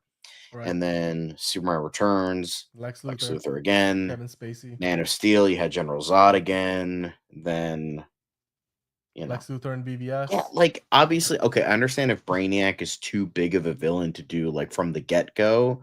I get that. Metallo, Parasite. Those mentioned though, Metallo does exist. Like Superman's already fought him, according to some of the comic books and that are inspired by the movie. The Authority, though, yeah, maybe we'll get the Authority in the future, but not in this movie. But I do understand Frankie's point that Lex is Metropolis, though. Like, he's got to exist in the movie. He's part of the fabric of the city. So right, yeah. Bring back Nuclear Man. I don't know. Yeah, only if like he's voiced by Gene Hackman, which is not possible.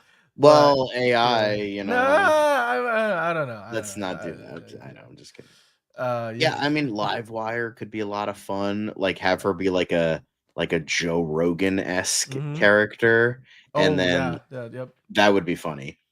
Parasite would be great. Metallo would be great. Honestly, like, have someone like a kind of nobody Mixie. That would be great. I would love Mixie in a movie. He might be a little bit too big though. Honestly, I would love to see like a small Superman villain become like a really big villain. Marco, God. like the prankster or something like Right. that. He becomes like this ridiculous villain. Yeah. You would have to honestly. You would have to get. Oh, sorry. There you go. You would you have for to the get super someone chat. really creative to do it. Because the thing is, you can actually go like really weird, bonkers comedy, but you could also do like an experimental, like surreal movie. Honestly, I think Scott Derrickson could do that really well because he has horror roots. Doctor Strange is a very surreal kind of movie. I think you can get someone like who can do like surreal visuals very well. And I think Scott Derrickson can do those well, either big scale like Doctor Strange or small scale like Black Phone.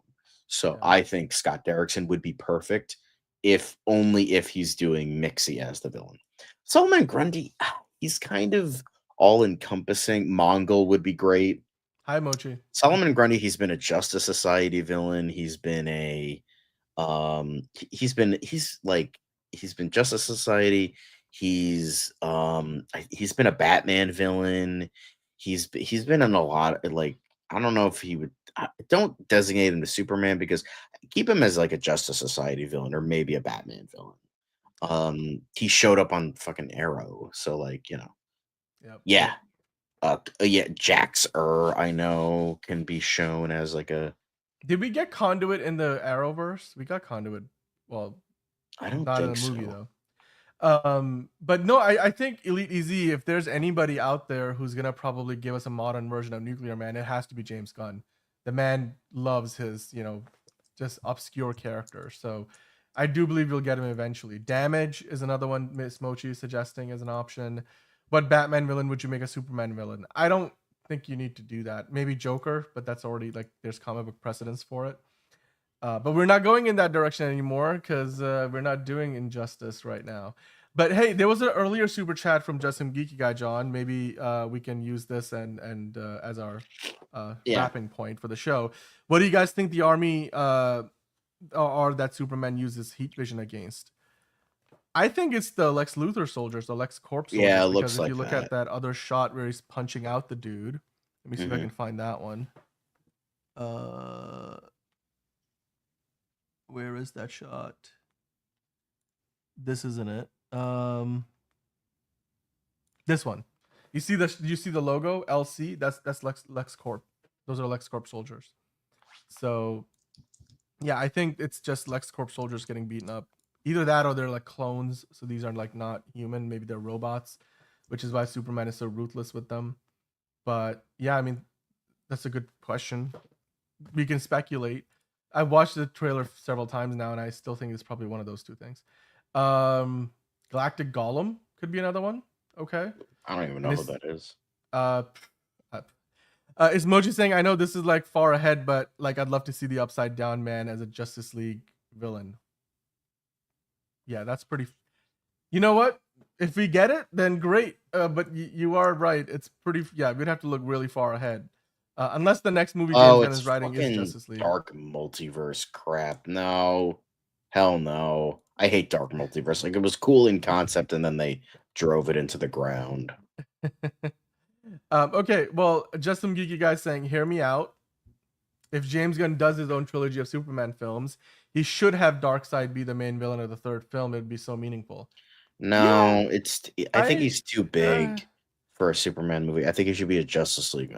Like that should be not Endgame, but like I'm not talking about literally like the concept of an Endgame. Right. Like Crisis what Endgame like actually that, right. means rather than what Avengers took it as. But he should be like end of the cinematic. Like Darkseid should not come in until like the very end. like of the cinematic Mhm. universe, because he is like the ultimate bad guy. There's nobody greater than Darkseid. So And like, guys, the dark side and Thanos are not on the same level. Like, let's be honest. Like, if you're no, going with the Darkseid comics, Darkseid yeah. would make Thanos his bitch. Like it's not even fucking close. Like both like, oh, I wanna have the resources. I wanna have the universe because of population control, or oh, I want to bang Lady Death. Da, da, da. And Darkseid just like nukes him with his Omega beams. It's Mhm. like not even close. Yeah. The guy can like kill half the Darkseid universe with his is. hands behind his back. Yeah, exactly. Mr. Bloom honestly could be a Justice League level villain, saying Caleb. Maybe. And Uprising saying, I honestly think Magog or Mongol is more likely. Magog, I think Magog is like, if this, I mean, I remember like way back when James Gunn being like, oh, the end game is Kingdom Come, which if that's the case, cool. Save Magog for that. No, Oven Mint? He's talking about the I Gauntlet. think you meant Cosmic Event. Yeah, yeah, exactly. He's literally fourth world, the new gods. Mhm. Yeah.